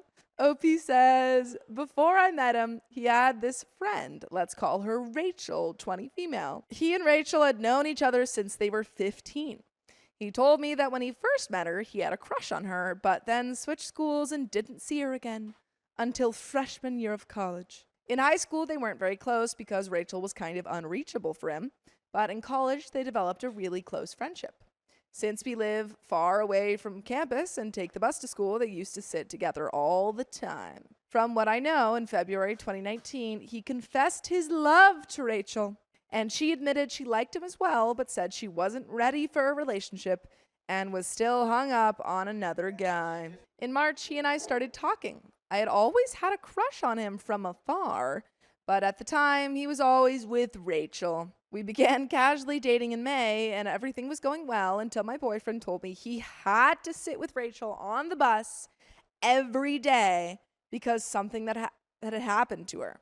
I don't have all the details, but from what I understand, one day on the bus, something happened to Rachel and she didn't have any friends there, so she sought help from him. As the angel he is, he obviously agreed, but I wasn't very comfortable with this arrangement between them. If I'm honest, I'm a little jealous of Rachel. She's very pretty and seems like a very nice girl. I felt insecure about the situation. Fast forward, I told him that he wasn't allowed to sit next to her ever again. The next morning, I told him he needed to choose me or Rachel. He picked me, and I saw Rachel shed a couple of tears. I felt bad, honestly, but I believe we needed boundaries. A couple of months ago, I caught him messaging Rachel, asking about her current life status during quarantine and if she was still going to therapy. I also saw some older messages between them, with him being grateful for a gift Rachel had given him and being very helpful towards her. I feel awful for taking him away from her, but I felt we needed to set boundaries. For me, Rachel represents a potential danger to my relationship because of the special bond between my boyfriend and her. I have thought about apologizing to her for what happened and clearing things up with him. He's so great to me that I feel awful for taking his friend away from him. Any advice? And there are some relevant comments. OP says, while I appreciate you siding with me, he is not overly involved in her life. They talk once in a while, and the gift was last year. She wasn't using him for attention. What happened to her is genuine. The guy that did that to her has done it to at least 3 other girls. Commenter says, nor does OP have any obligation to be responsible for Rachel potentially being attacked. Rachel can always ask OP and OP's boyfriend to sit with her instead of only OP's boyfriend. In that case, seeing as OP would be sitting alone on this dangerous bus, what if OP gets attacked instead? OP says, I have never crossed words with Rachel, never. If I don't sit with my boyfriend, I sit with my brother. Rachel only had him and I took him away. Because of quarantine and online school, he hasn't seen her, but I'm afraid of what will happen when we come back to school. An update. I need genuine advice on this. I don't care if people here think I'm an a-hole. I know I am, but I want to make things right. 12 hours later. So I went asking for advice in relationship advice, and people were either supporting me or crap at me, so I'm asking for honest advice. Last year, I met my boyfriend on the school bus. We go to college, but we live far away, and we take the school bus there. Not now, because we're taking our classes online. I used to see him from afar. He was always with this very pretty girl, let's call her Rachel. So I thought she was his girlfriend, so I never made any effort to talk to him. Until my brother, who goes to the same school, started talking to him because he wanted to know if Rachel was single. What my boyfriend, let's call him Harry, told him was that he met Rachel when they were 15, and that he had a crush on her but never made a move because she was unreachable. Then he switched schools and never saw her again until freshman year of college, where they became really good friends. Later on, he confessed his love to her, and Rachel admitted that she liked him as well, but wasn't ready to be in a relationship and that she was hung up on another guy. This was in February 2019. In March, we started being friends and began casually dating in late June. Fast forward to September, he tells me he has to sit next to Rachel on the bus every day now because on the night bus, a guy treated her badly and none of her friends go to the same bus. So there goes my a-hole move. After a couple of weeks, I began feeling uncomfortable with them spending time together, especially because it felt like nothing had changed between them, even if they were apart for months. So I told him he needed to choose, pick me or her. The day after that on the bus, he picked me. I saw Rachel shed a couple of tears and I felt bad. Honestly, I can't erase that image of her out of my head. I really thought he had stopped talking to her, but turns out that he was with her through the whole process of her therapy and her pressing charges against the guy. So by December, she gave him this really fancy medical dictionary, but he completely lied to me about how he got it. I just found out it was a gift from her, and plenty of messages between them in the last months. I didn't say anything to him, but I don't know if he has unresolved feelings about her. Our relationship is strong, I think, but I feel really insecure about it. People on other subreddits think I should apologize to Rachel because I took her only friend away from her, and also made my boyfriend feel bad about helping out a friend in need. Today I talked to him about it, and he gave me Rachel's phone number, but I don't know what to do. And there is a second update 3 days later. Why you gotta be so insecure? Yeah. He's your boyf? He's your boyf. I don't know. I think that it's a tricky situation because on one hand, I totally understand why she would be a little bit insecure about this friendship or, you know, a little bit suspicious of this friendship when she knows the history. I guess the context kind of clues it in a little bit. But I don't know. I think you know, he said he was willing to peel back. Yeah. Peel off, you know? Update. A couple of days ago, I made a post about me feeling awful about prohibiting my boyfriend to be friends with a girl named Rachel. Many people suggested I needed to talk to him about it or that Rachel was trying to steal him away from me because they're still very much in contact. So I talked to him and he told me that at first when we got together last year, he was still a little hung up on Rachel because he always thought that she was the one. And then he said that he does speak with her regularly on the phone because he misses her. But he says that she isn't the one reaching out to him. It's the other way around. So I'm just so mad at him. Like he gets to be with me and also talk every day with the girl he thought was the one. That is BS. I am a mess right now and I feel like I do have to break up with him. But at the same time, I don't want to. But then I remember the cherry on top of the cake. The first one is that he never told Rachel he was dating me. She thinks we're just friends. Oh, breaking up Topia. Breaking Oh. up. We're about to be less than friends, buddy. And the second one is that he admitted that a month before we started dating, he and Rachel constantly had spicy sleep in his car and basically everywhere for an effing month. I am so mad. I started packing in boxes all the stuff he gave me, all of it. And tomorrow I'm going to his house to end things. I hope I'm doing the right thing. You are. And there are some relevant comments. Comment 1 says, you definitely deserve to be the one for someone else. He can go back to Rachel. OP says, thank you. I know that them having spicy sleep before he started dating me doesn't count as cheating, but it feels like it even makes me wonder if they were having spicy sleep the whole time we were together. Comment 2 says, babe, you know it's over. You're looking for a few internet strangers to back you up. I'm happy to be in that gang. Let's talk about good things. It's a holiday season in most places. Do you have nieces or nephews you're making gifts for? Or holiday cookies? I'm not religious, but I love making those cookies where you do the fancy thing with the toothpick on the icing and it looks all professional. There's a world of stuff outside this dude, probably including a better dude. OP says, I'm happy to have you here. I actually have a little sister. She's 7 years old and very excited about the holidays, even if they are going to be a little bit different. We love baking cookies, and I think this year she's old enough to put some icing on them. I really like those fancy cookies too. I am a little bit religious, but not too much. We do pray a lot this time of the year to be grateful to God about the things he gave us this year. And I know some better dude will come along, hopefully the one, as he says. And update. First of all, I want to thank everyone who gave me advice and encouragement in the past days. After thinking everything through and having a long talk with my mom last night, I decided to break up with him for good.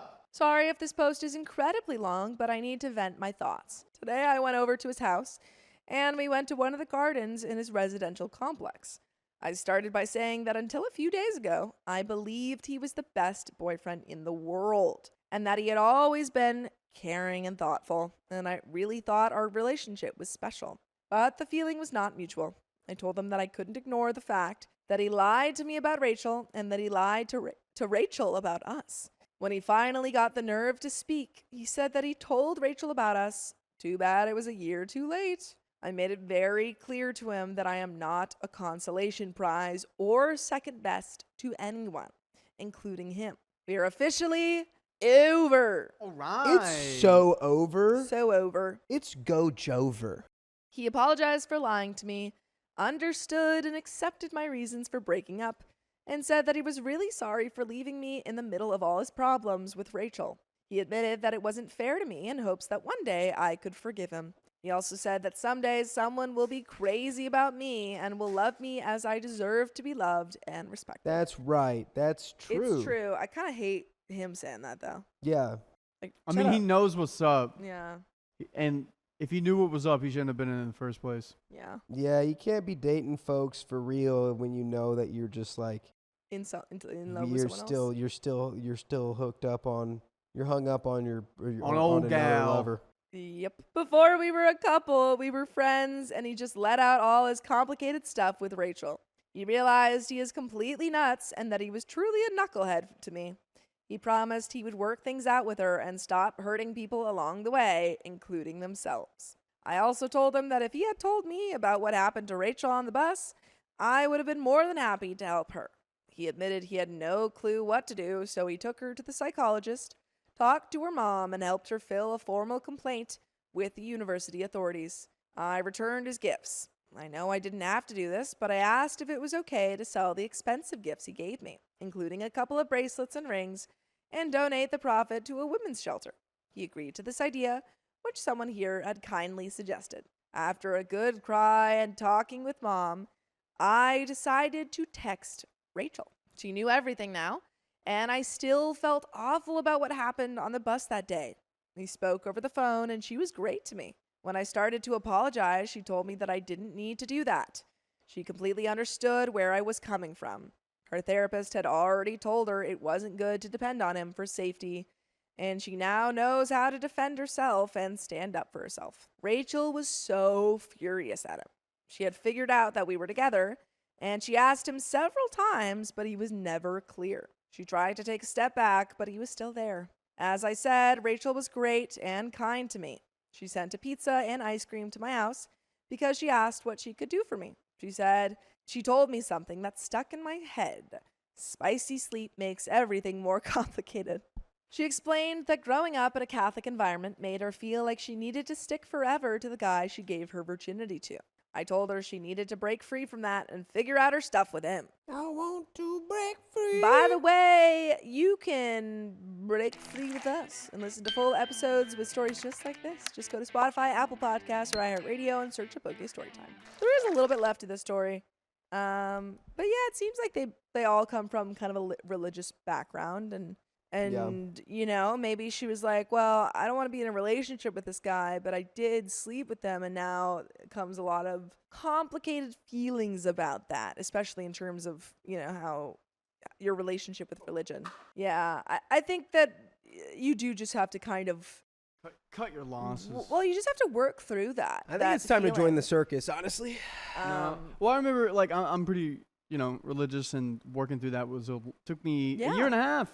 No, I mean, even me, I think that I had, like, I'm not religious, but I did have a lot of those, like, different types of guilt from growing up religious. And you just have to, you just have to kind of, like, figure out what is guilt from an institution and what is your actual feelings and boundaries and what you actually want to, because maybe you actually do want to only sleep with one person and that's just, like, your feelings. And you just have to kind of, like, figure out where that line is. Yeah.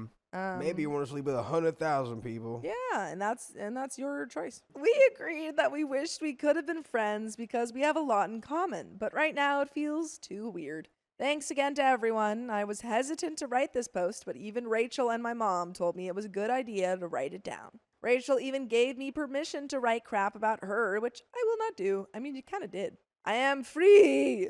I learned that I should never pursue someone who is clearly in love with another girl.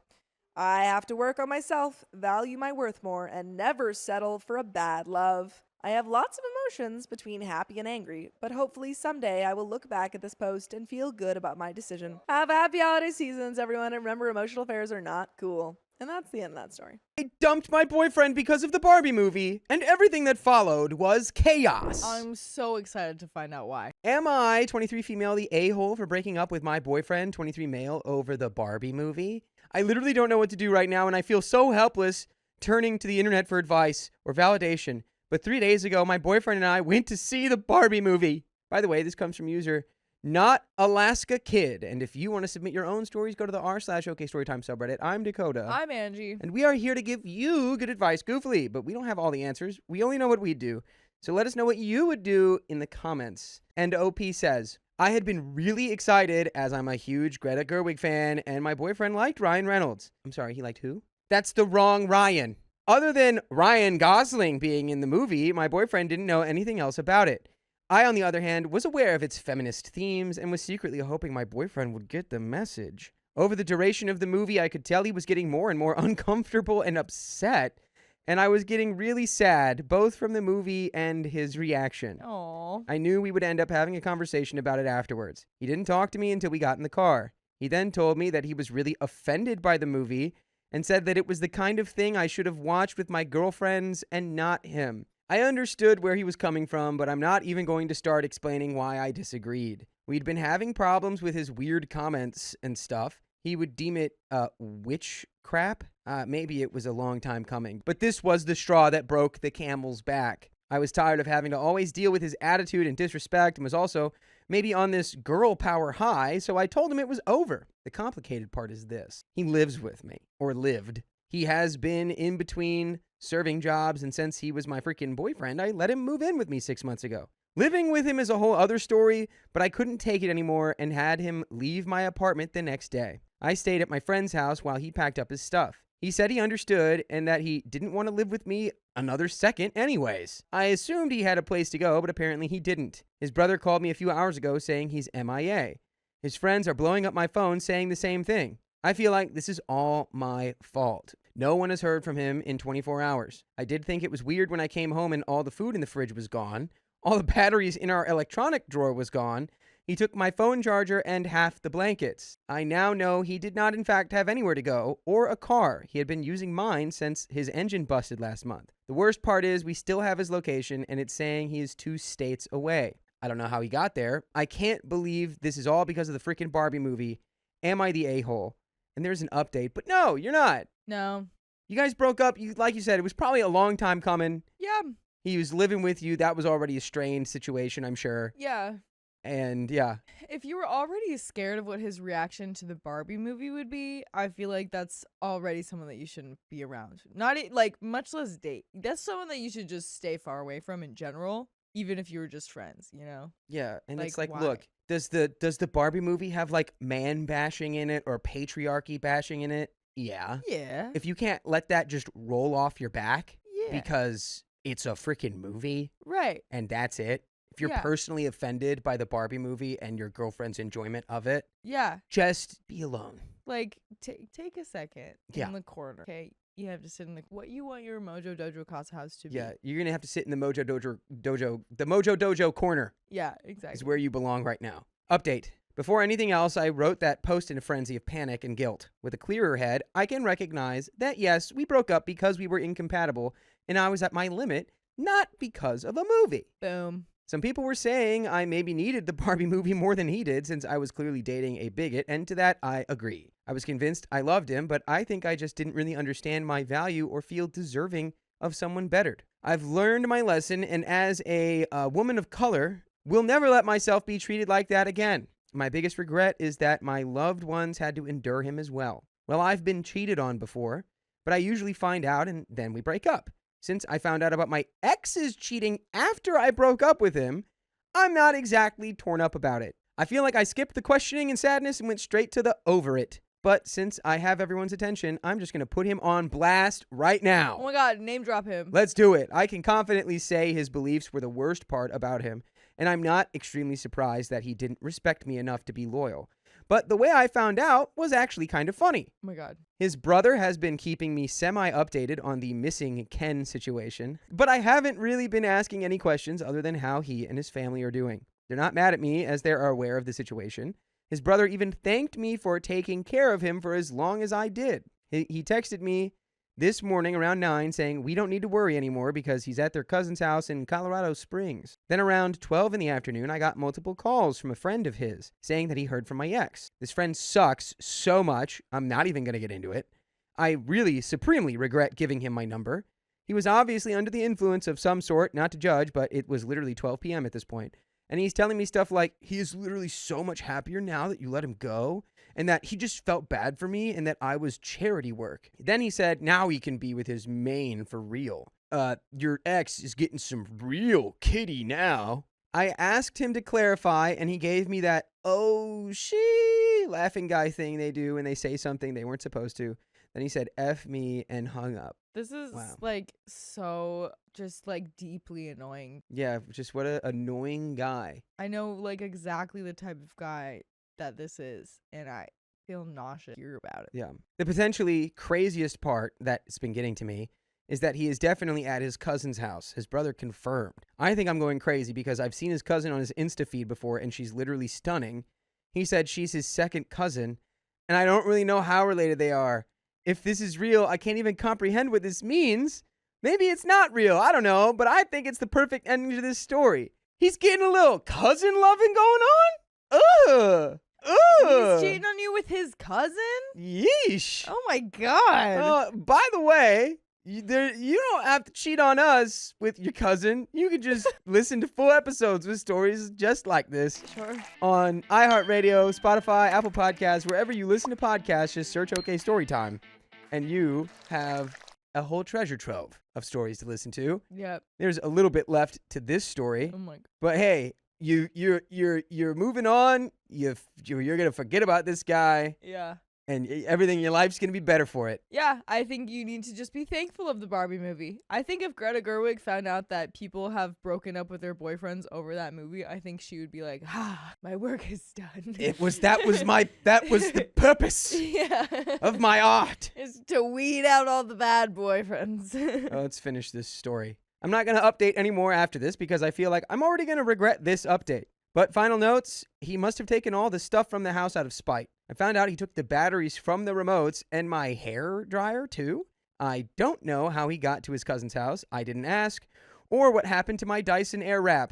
But maybe his cousin or girlfriend is using it now. In the spirit of Barbie, Dang. she can have it, I guess. And yes, I know I said Ryan Reynolds when it was Ryan Gosling. Like that one comment said, facial blindness is real. That's all. I still don't forgive you for that. But That's that is so the end of that funny. story. That's so funny because I didn't even like catch it at all. I was like, yeah, Ryan Reynolds. I get them mixed up constantly. My girlfriend wants to move out after we bought the house. Let her move out. My partner, female 35, and I, male 35, have known each other for 16 years and have been together for almost 9. She lived in a capital city and moved upstate soon after our relationship started. Within 3 months, we rented our first apartment. By the way, this comes from user Vehisu7. And if you want to submit your own stories, go to the r/OK Storytime subreddit. I'm Dakota. I'm Carly. And we're here to give good advice goofily. Because we don't have all the answers. We only know how to be freaking goofballs most of the time, dude. But so if you know stuff that we don't know, let us know in the comments. Over the years, we've had our ups and downs. I used to be a very bad partner in regards to household chores, and years of excessive bank withdrawals made me a lazy bedmate. Despite this, I've always been extremely loving and caring. She called herself a love sponge, and I was all too happy to give her more and more love. She almost broke up with me twice, both times because of how awful I was when it came to chores, and the shock of the second time was what made me straighten up and develop a habit of always checking for stuff that needs doing and doing them before watching TV or playing video games. I'd tried doing that a few times before, but the improvements were always temporary, and I lapsed as soon as I felt she was okay again. Spicy sleep was still an issue, though. Last November, she befriended a guy, and when she told me about him, I could sort of see a sparkle in her eyes. And that worried me a bit. Some weeks later, this said guy asked her if our relationship was open. It wasn't, but we had an agreement that if someone that piqued our interest showed up at some point, we'd talk about it to decide on how to proceed. That's what she did. And I took it kind of badly. Not terribly, but insecurity did settle in. I asked her to be careful and voiced that something about him felt suspicious. So I was mostly against her pursuing it. They still talked for a while, but she started noticing that he'd only message her when he had another female friend interested in having the space to sleep. Finally understanding that he was only interested in her for a ménage à trois, and she blocked him. I understood that she wanted to feel desired, though, but I was too used to watching corn and relieving myself to actually see her for the beautiful, attractive woman she was. And she missed that badly. Still, I didn't make a single effort to change that. Cut to July. Another male friend, a really decent guy, told her he was into her and asked if I'd be okay with them going out. I didn't take it all that well, but better than the first time. I felt threatened, especially given how similar to me he looked. Anyway, I think that was the push I needed to start really seeing her as the woman she is. That was the push. That was the that's where we're like drawing the line. Yeah, the push was a better version of you being like, can I date your girlfriend? The push was just you showing up to your own house being like, hey dude, I'm a dater now. Being more open about my spicy proclivity and the things that get me going. Our spicy sleep life changed completely, becoming frequent, intensely passionate. So another problem completely fixed, right? Yeah, but she still wanted to, in her own words, experience these other connections. And I did what I could to respect that. She said it had nothing to do with me, and that she was perfectly satisfied with me as a partner, and that other people were just other people. It was all true, but I was so unbearably insecure, I constantly asked for her reassurance, and it took its toll on her. At some point, I could see she was exhausted, and I was suffering too much to endure it any longer. On the same day I told her I couldn't take it anymore, she said they had ended their fling. 3 dates. It really wasn't anything to worry about, but I made a mountain out of a molehill, and that only hurt us for no reason. What? Did she tell you that? Did she say, oh, you just made a mountain out of a molehill, or are you claiming my that God. this is, huh? Buddy, do you stop letting everything else in your life think for you? You have to think for yourself. You're like, oh my God, yeah, me being insecure about her wanting to boink other people. Yeah, that really weighed on her.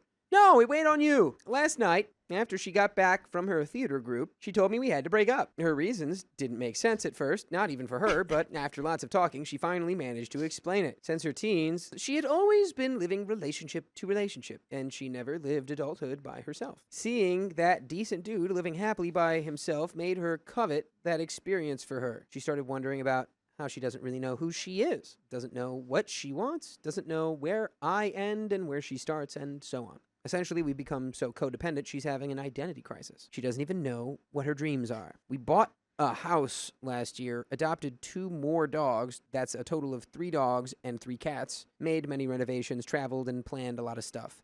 The fact that we did all that without her really knowing why leaves me so confused. She says she loves me and loves the house and loves our pets, and yet she hurts. There had been so many times this year in which I thought she looked lost, but I had no idea how badly. We talked all day today, and she said a lot of stuff that suggests she doesn't actually want to break up. She's still planning on going on dates and concerts with me and watching stuff together and taking care of our house and bathing our pets and so on, but she does need space and wants to live alone for a while. We're gonna move some furniture around the house during the weekend so we can start sleeping in separate bedrooms. An old suggestion made by a couple we're friends with who have been living this way for years, and we'll both try to spend more time by ourselves when we're at home and going out with our friends while the other person is doing something else. Or someone else. She wants us to disentangle financially over the next few months so she can rent a place where she can live alone for a while, hopefully with both of us growing along the process. I believe that'll be very beneficial for both of us. She says I'm a perfect partner, that she Dude. loves me and wants to grow old with me. Stop Oh my it! god. Dude, at this point, just take a break. Break up. If you guys are meant to be together, you'll come back together. At this point, just cut it off. Be your own person for a bit. Literally. She says there's no one else she wants to be with. She said I can hope for the best. We hug and we kiss and we keep grabbing each other and calling each other cute names. With all of that, it's hard for me not to feel almost as if we're not breaking up at all. Yet there's this terrifying feeling that things could still end if, when she finally gets to know herself and figure out what she wants from life, I'm not a part of that. She's been struggling with depression and anxiety since she was 14, theater, and lately she'd been waking up in these really deep valleys of depression, wanting to stay in bed crying all day, feeling nothing but emptiness. She started taking a new medication, one that apparently starts having its full effect after 1 week of treatment. Today marks the 3rd week since she began taking that antidepressant, and I wonder if the clouded reasoning or judgment, part of the side effects list, has something to do with her seemingly abrupt decision. Even without the medicine, though, it still feels as if one of us asking to break up was inevitable. We've been too wary of each other this whole year. If either of us looked sad or upset, the other would ask if they said or did something, and so on. We became so dependent on how the other one was feeling that our relationship became restless. And by the way, you can rest assured that there are full episodes of stories like this one on wherever you're listening to podcasts. iHeartRadio, Spotify, wherever, Apple Podcasts, bingbong.com, I don't know. Just search OK Storytime wherever you're trying to find us and find us. And we'll be there. Listen to us and find us. I'm over this dude and I need him to just like get out of this relationship or else I'm like over it. Honestly. man. Like your girlfriend has given you every reason to know that she really doesn't want a relationship. She has said like my whole life I've just jumped relationship to relationship. I do not know what I want or what I'm doing or anything. But then drags you back in and has a house with you. Yeah. You really want to have a house and 3 dogs with someone who's like, and every day I just kind of wonder if I actually like you. Yeah, the flip-flop, you can't do the flip-flop. You're in charge of 3 dogs and 3 cats. And 3 cats. I And do a love house. Cats. Honestly, dude, just give her exactly what she wants. Give her exactly what she says you want. She said, okay, you want independence, you want to figure out your own life, we're breaking up. I'll keep the house, since clearly this is not a part of your life, and you don't think any of this is you. So you go figure yourself out, and then if you figure out that you want to be within this, I guess you can come back. Or we'll see. Because I won't know if though. I even want that anymore, you know? There would have to be like a lot of healing on my own part, I feel like, first, and then the question of, wait, am I even cool if you come back? Like, we've got a little bit left here. I want us to find our mutual peace again. I want us to be happy. There's no one else I'd rather be with in the whole world. Do you have any suggestions? What would you do in my place? find another We person. already know, dude. We know what we would do. We'd get out of there. We would break up. Get out of there. We would break up. Absolutely. Corn can be fun, but too much of it can be poisonous. I still watch it. I just don't drain my libido in it anymore. Talking about it openly with my partner also helped wonders. I think you have a point. She can't leave immediately because we spent all of our savings with the house and the renovations, so we'll sleep in separate bedrooms and do our best to give each other space until she's financially comfortable to move out. I don't want her to feel pressured at all. I was briefly involved with another person, but decided it wasn't for me. During our talk, she wondered if these experiences with other people weren't her trying to deal with these identity issues. She'll be the one moving out because I'll stay with all of our pets, as I think taking care of any of them will make it harder for her to focus on herself. I didn't make it clear on my post, but I've progressed a lot over the years to the point that I have a much easier time keeping the house tidy than she does. I think her moving out and living alone for a while will put a ton of things into perspective, and she said she wants me to be her boyfriend in the meanwhile. It's cute. It's Oh, cute. You know, I'm just going to keep going. Most of all, I want her to be able to live and enjoy being around her friends and doing her stuff without worrying about my mood or wondering if she should be spending time with me instead, as I believe this codependency is the root cause of the problems in our relationship. And that is the end of that story. You got a lot She of doesn't problems. sound codependent. She sounds very independent. You sound a little codependent. Boyfriend loves me, but treats my cats like an afterthought. Maybe you should treat him like an afterthought. Yeah. I, 26 female, have been dating my boyfriend, 28 male, for about a year and a half. We met through a friend, and instantly he and I connected. Our first date was incredible, and I could see myself truly falling for this man. By the way, this comes from BothWriter4348, and if you want to submit your own stories, go to the r/OKStorytime subreddit. I am Savannah. I'm Keon. And we are here to give good advice goofily, but we don't have all the answers. We're only going to tell you what we would do in this situation, and we would love to know what you would do in this situation in the comments. As OP says, I have always had an iffy relationship with men, so I was not used to having a healthy relationship with one, and all the signs pointed to this one being it. I found myself quitting my job to find another one that would allow me to spend more time with him. My parents and brother love him, and I get along well with his family also. Some backstory: he is very frugal, and I don't mind spending money on materials. He will eat expired food, whereas I refuse to because I have, emetophobia, fear of vomiting.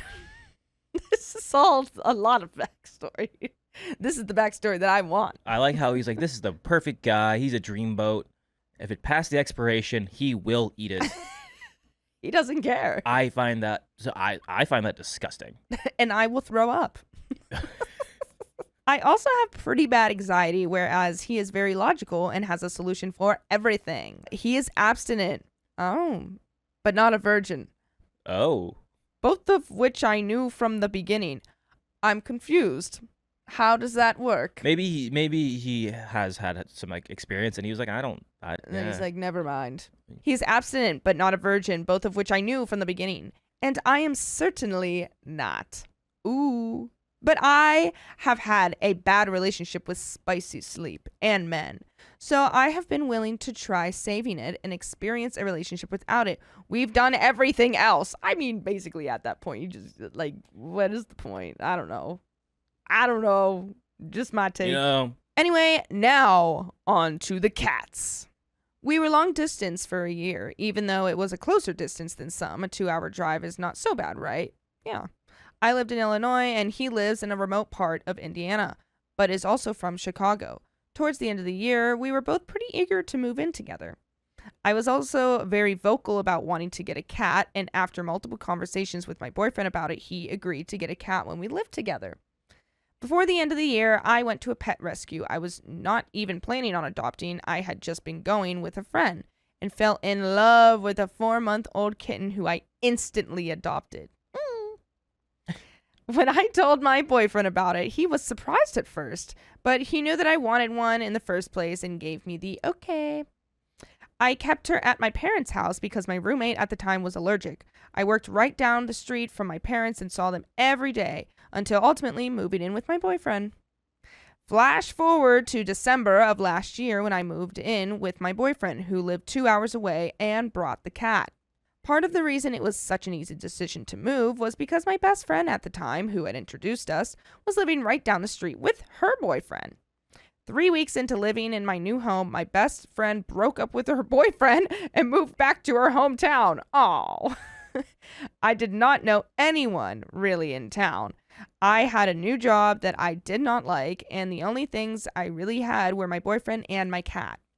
After a month at my job, I quit because I could not handle the petty bullying from my coworkers. Ugh. And I ended up getting my old job back in my hometown where I worked on weekends.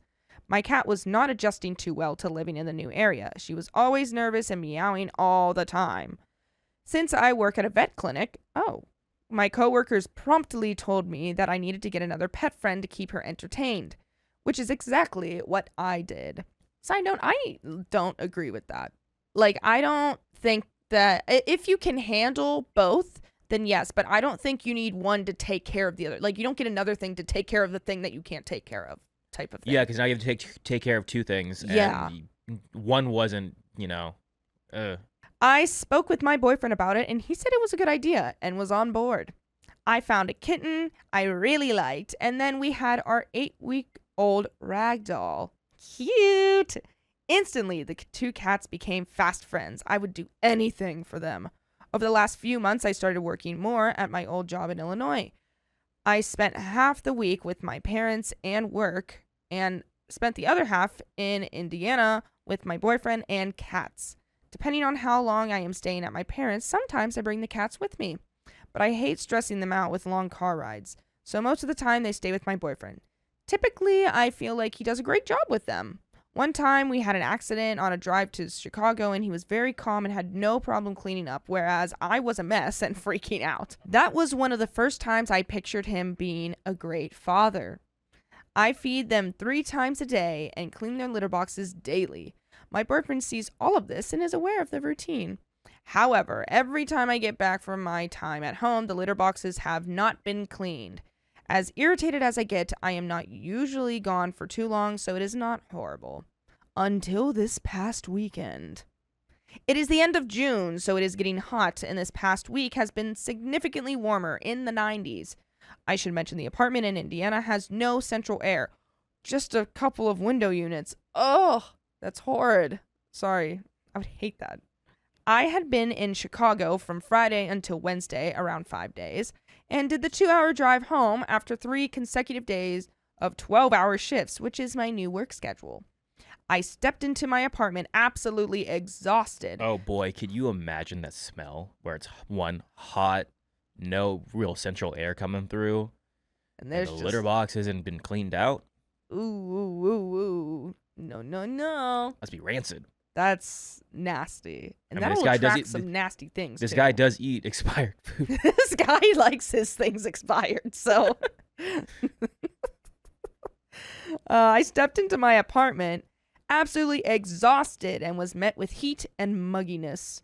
I have always mentioned that I need a cool temp of 67 degrees, maybe because I am spoiled, in order to be comfortable. I tried to look past the heat in the house and greeted my cats. They were fine and healthy, but I could tell they were hungry. I knew I had to clean the litter boxes since that has been my routine when coming back, and I could not believe the mess that was left.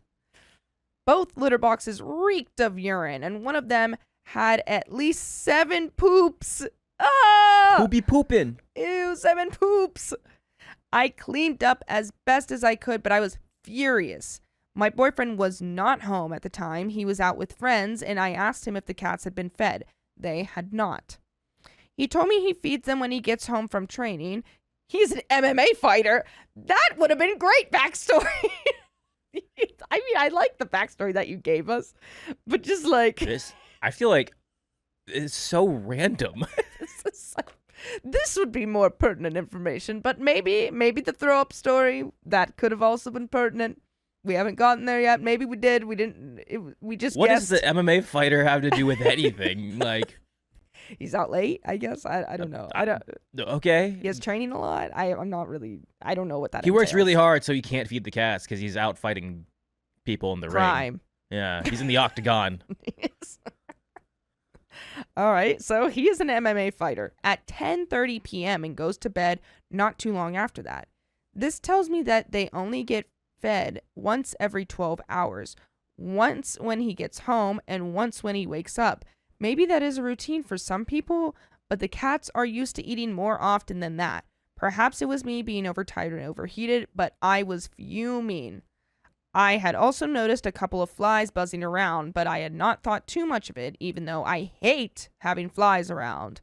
Well, who doesn't? I mean, nobody wants Someone's flies. like, I love when flies are like buzzing around me and getting into my food. With all my spoiled With food. all my expired food, you know, I love the taste of fly poop in my food. Adds a little extra oomph. Once he got home and I expressed my anger and frustration, he apologized and said he would be better. We sat down and did our daily crossword. Sorry. I just did not expect that. OP's just adding some really fun fluff to this story, and you know what? I'm here for it. And I kept getting annoyed about the flies buzzing around. I said I was going to take care of them and grabbed a book to start hunting. OP. Okay. I'm going hunting. OP. I feel like you have ADHD. Over the next hour, I had found 20 flies. Oh, okay. That's excessive and gross. Ugh. My boyfriend continued the crossword and did not offer to help. Had I been in a better mood, I probably would have tried to make a game out of it with him or asked for help. Oh, so she did not. Maybe I am wrong for not asking and expecting him to jump in. After thinking I was finally done, I went into the bathroom to wash my hands, and there were 8 more flies in the bathroom alone. I completely lost it. I broke down crying because I could not handle being the only one doing anything. I made him go to the bathroom and get them all, which he did. But I just needed to go to bed, which I knew would be hard to do since it was so warm in the apartment. He came into the bedroom and I just let it all out. How I needed him to care about the cats. I needed him to give a crap in general. His apologies seemed genuine, and he did not know how bad things were. He just thinks the cats are just cats and can go almost a full day without eating and are fine with using a dirty litter box. No! Nasty. Which is certainly not the case for my older cat living in Chicago. I told my boyfriend that I cannot live in a warm environment and I hate flies. And since... I mean, yeah. I can't live in a warm climate and I hate these flies. I feel like... Keep going. Okay. I have some words for OP. And since he is so logical, he says we will get fly traps and get another AC unit. You would think that would calm me down, but I was so tired, I wanted an immediate fix. Maybe that is my fault. He's very old school. He wants to provide for me and our possible future family, but he wants me to be a stay-at-home mom because someone has to be home and watch the kids. To be fair, I have mentioned that I would love to stay at home with my kids since I didn't really get that growing up. But I would like to do that closer to home, which brings me to my next point. He has no intention of moving back to Chicago to be closer to family. We've discussed the future plenty of times, but I have also stated that I want to raise my kids closer to my friends and family as they are incredibly important to me. He always says we can talk about it, but ultimately where we are now is his end game. His job has plenty of benefits and they give him barely no rent to pay since he lives on the property of where he works. It's a beautiful town, but 25 minutes away from any retail stores or chain restaurants, which I enjoy. He can have free tuition for any children he has. He can have a good life here. Logistically, I fully understand how great of a job that is. But geographically, it is such an inconvenience. I've even offered a middle ground of somewhere in between, but he doesn't like that because I'd have to work as well in order to afford luxuries, which is what my plan was all along. So it seems like you just have different plans right now. Since all of this has just piled on so recently, I've seriously been doubting how well we fit. We've been living together for 6 months now, but sometimes I don't even know which place is home because I split my life in 2. One in Chicago with my friends and family, and one here with my boyfriend and cats. By the way, you'll never have to split your time with us because you can watch full episodes just like this one. Go to Spotify, Apple Podcast, iHeartRadio, or your favorite podcast app and search OK Storytime, and you'll find everything there. All right, let's finish this up. I just need some guidance on whether this is normal man behavior or if I found a dud, LOL. He is caring, he wants to communicate, he's level-headed, he seems like a good man overall.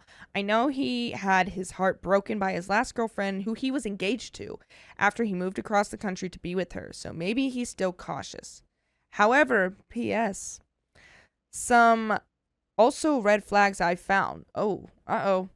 He doesn't post me on social media even though I've asked. My friends don't like him. He doesn't seem interested in making friends with mine. I think of him as a priority, and I think I'm like third on his list. What was that? Where was that at the beginning of the story? Why did you give us with a PS? There's so many red flags that you just brought up now. OP. And it was just a list, and that was it. And that's like literally, it was the list. But you decided to put in the story that there were like 80 flies in your apartment?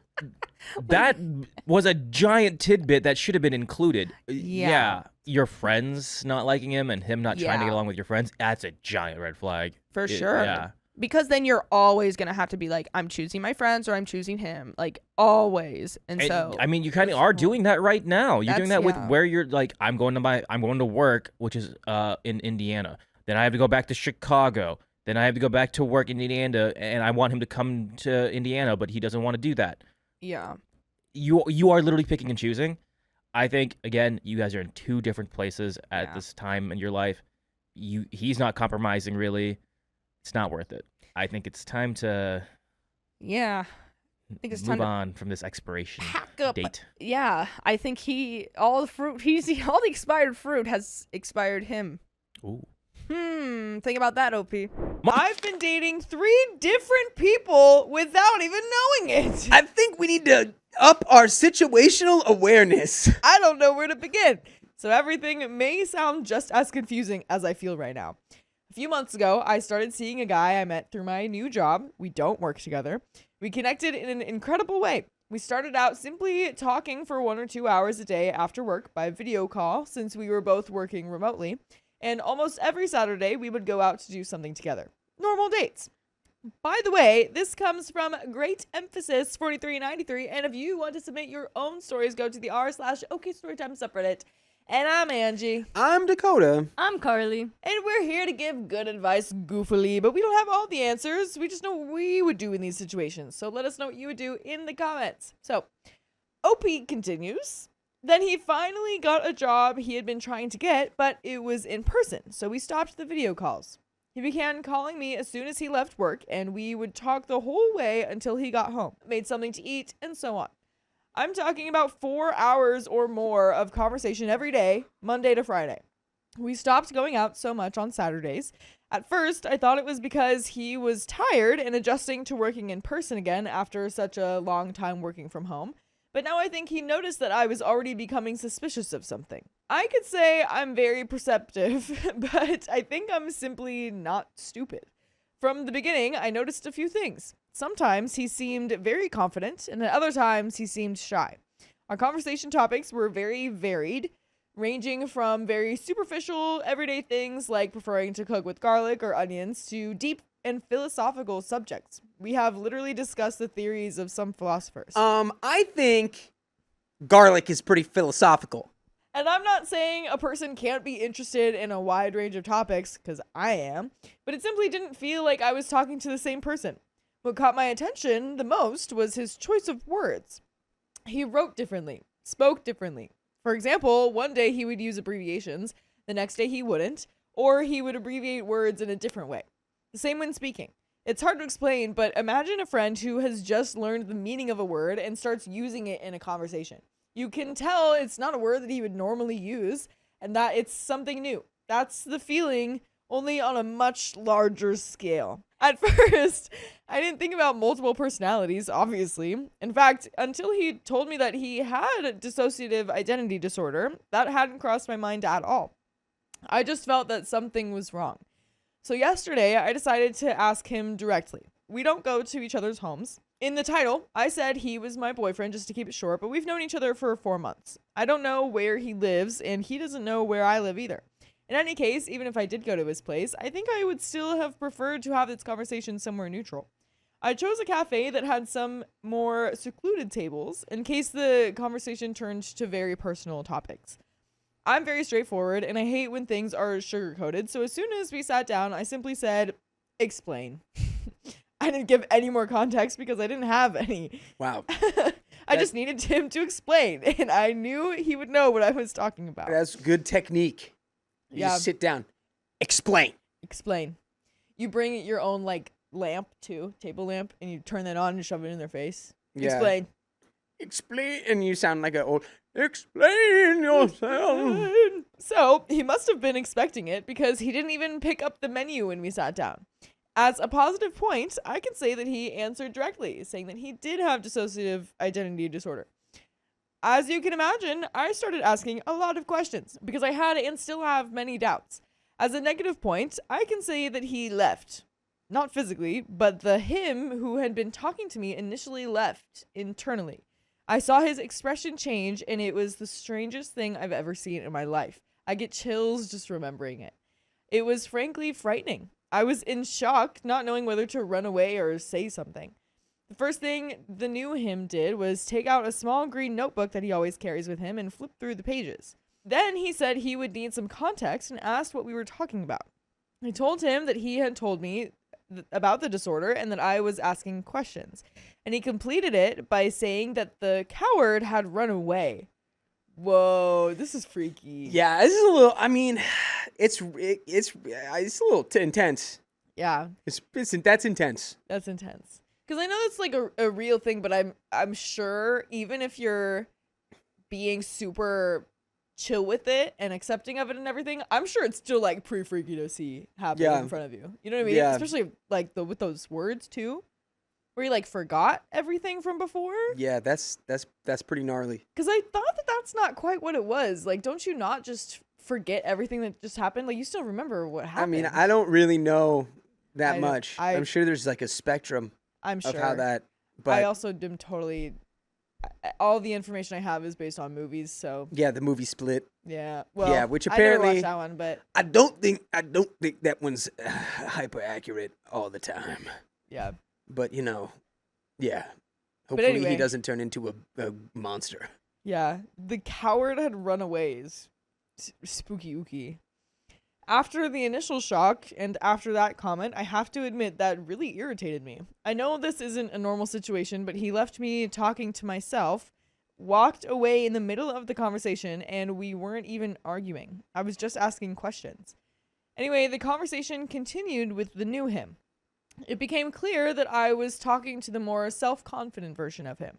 He was relaxed, as if everything were normal. He said he was hungry and that he preferred to answer my questions while eating.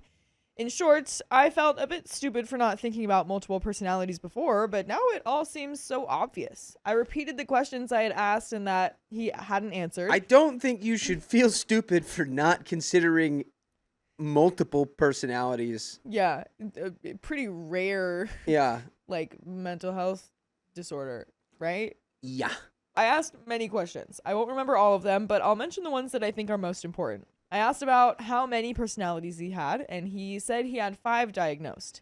Then I asked about specific situations in which I had noticed the changes so I could identify who was who.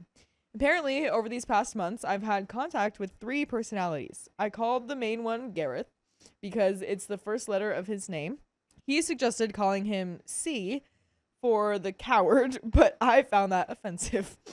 The one who usually talks to me about philosophical topics, I called Paul. And the one who took over to answer my questions, I called Kevin because he said he was the one who kissed me, which was the only physical contact we've had so far. I asked about the other 2 that I don't know, but he didn't want to talk about them, and I didn't push it. I asked whether they communicate internally, and I felt very stupid asking that, and he said no, that they don't know what the others do and don't remember anything. But they've developed a system, which is the notebook he carries everywhere. They write down what they think is important so that if another one takes over, they're sort of up to date. Interesting. He also said he hardly has any triggers and that very few things cause the switching. He said he's a functional man, he lives alone, works, and so on. Some of the questions I asked seemed to have offended him a bit, such as whether he takes medication and what kind of treatment he has for this. Overall, I think the night ended on good terms, even though everything was a bit strange. But he hasn't spoken to me since. He hasn't sent me any messages, and I don't know whether he'll call me tomorrow when he leaves work, like he always does. This is the situation I'm in now. I like him, but we don't have a relationship that's lasted for years, and I think that if I'm going to end things, I better do it now before I get more emotionally involved. On the other hand, I wonder whether this is really a reason to end things between us. I imagine it's similar to being with someone who has a disability. I don't know, because I'm not part of that world, but those people also have relationships, get married, and start families. Am I being prejudiced? I can't deny that I'm worried about my safety. I spent today researching this and found out that DID is caused by some kind of trauma. Could one of his personalities be dangerous or violent? But then again, anyone could be. He didn't want to talk about the other two, but that may simply be because it's something very personal. I also don't tell him many things, considering that we don't yet have the level of intimacy needed to get into that. I even thought about asking him to give me a report from his psychologist with basic information about each personality so I'd know what I'd be dealing with, but that feels extremely invasive. Yeah, I feel like getting like a official report from your psychologist would be a little much, but you can ask him about each one. Yeah, I think for me, it's a little bit too much for me to bite off. You know? That's just how I feel. Yeah. And I think if the question of, are you like medicating this at all, was met with like sort of like hostility, goodbye. Yeah, I could understand if it's kind of like, oh, well, do you think it should, like, do you think it's a like, I can understand being defensive of that, I guess. But yeah, I mean, I would want to know that too, if they would be like medicated or something, of how you're treating it. Yeah. If anything, to just get to know you. To know you a little more. Yeah, you know? I'm very confused, and I really need an external point of view. Has anyone ever been in a similar situation or dealt with someone with DID, even if not romantically? Are these just prejudices, or is my fear valid? Should I break up with him? We do have an update. I'm grateful for all the replies I've received, even the most absurd ones. Some raised new questions for me, and others simply shocked me. I'll clear up a few doubts from the comments before talking about what happened today. First of all, he didn't ignore me. I said he hadn't spoken to me since Saturday, but I also didn't message him. In other words, there was no conversation because neither of us initiated one. As for him being upset about the question regarding medication, he didn't become aggressive or irritated. It simply seemed like a sensitive topic, and he appeared slightly offended. I think anyone would feel that way, and his reaction seemed completely normal to me. That leads me to the questions about whether he receives any kind of treatment. Yes, when I asked about the medication, he said he doesn't take anything, but he does therapy twice a week. Regarding the switches being constant and whether he's actually functional with this, I don't think the switching is that frequent. As far as I can tell, I spoke to Paul once and to Kevin twice. The rest of the time, I interacted only with Gareth. I noticed it more because the differences were very striking, not because it happened often.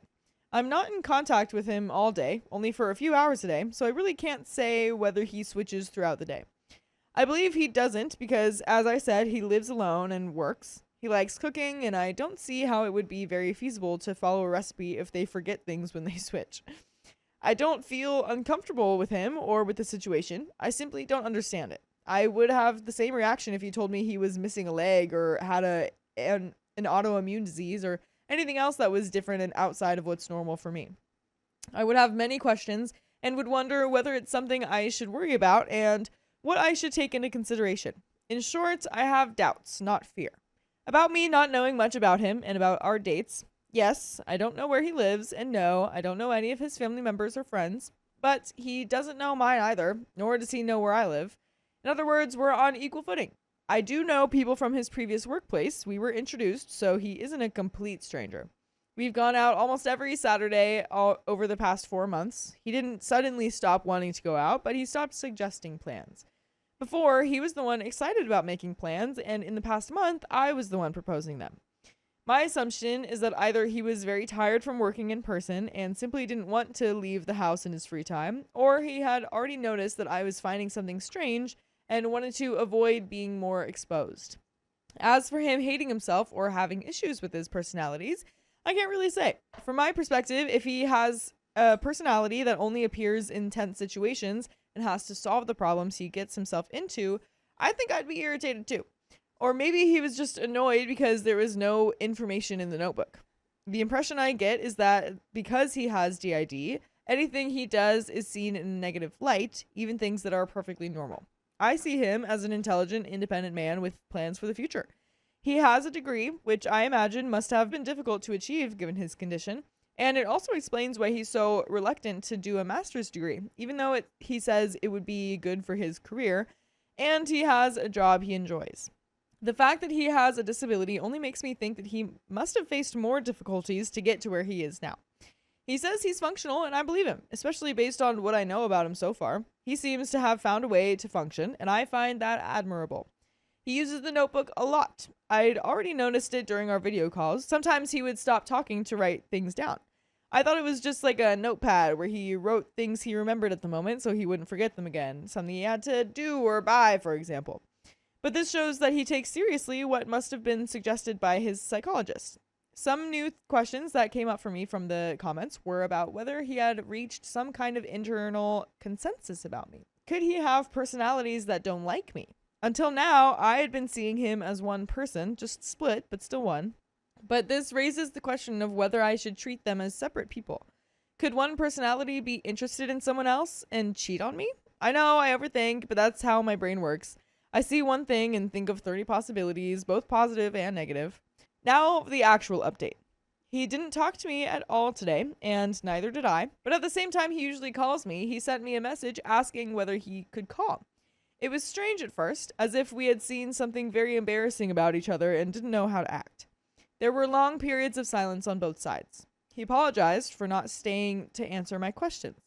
I tried to understand what had caused the trigger, because I wasn't irritated and I hadn't been demanding or aggressive. I was simply trying to understand, and I had doubts. But he didn't want to go too deeply into it, and I didn't push. I accepted all of the "it's complicated" responses as him not wanting to talk about it, and I respected that.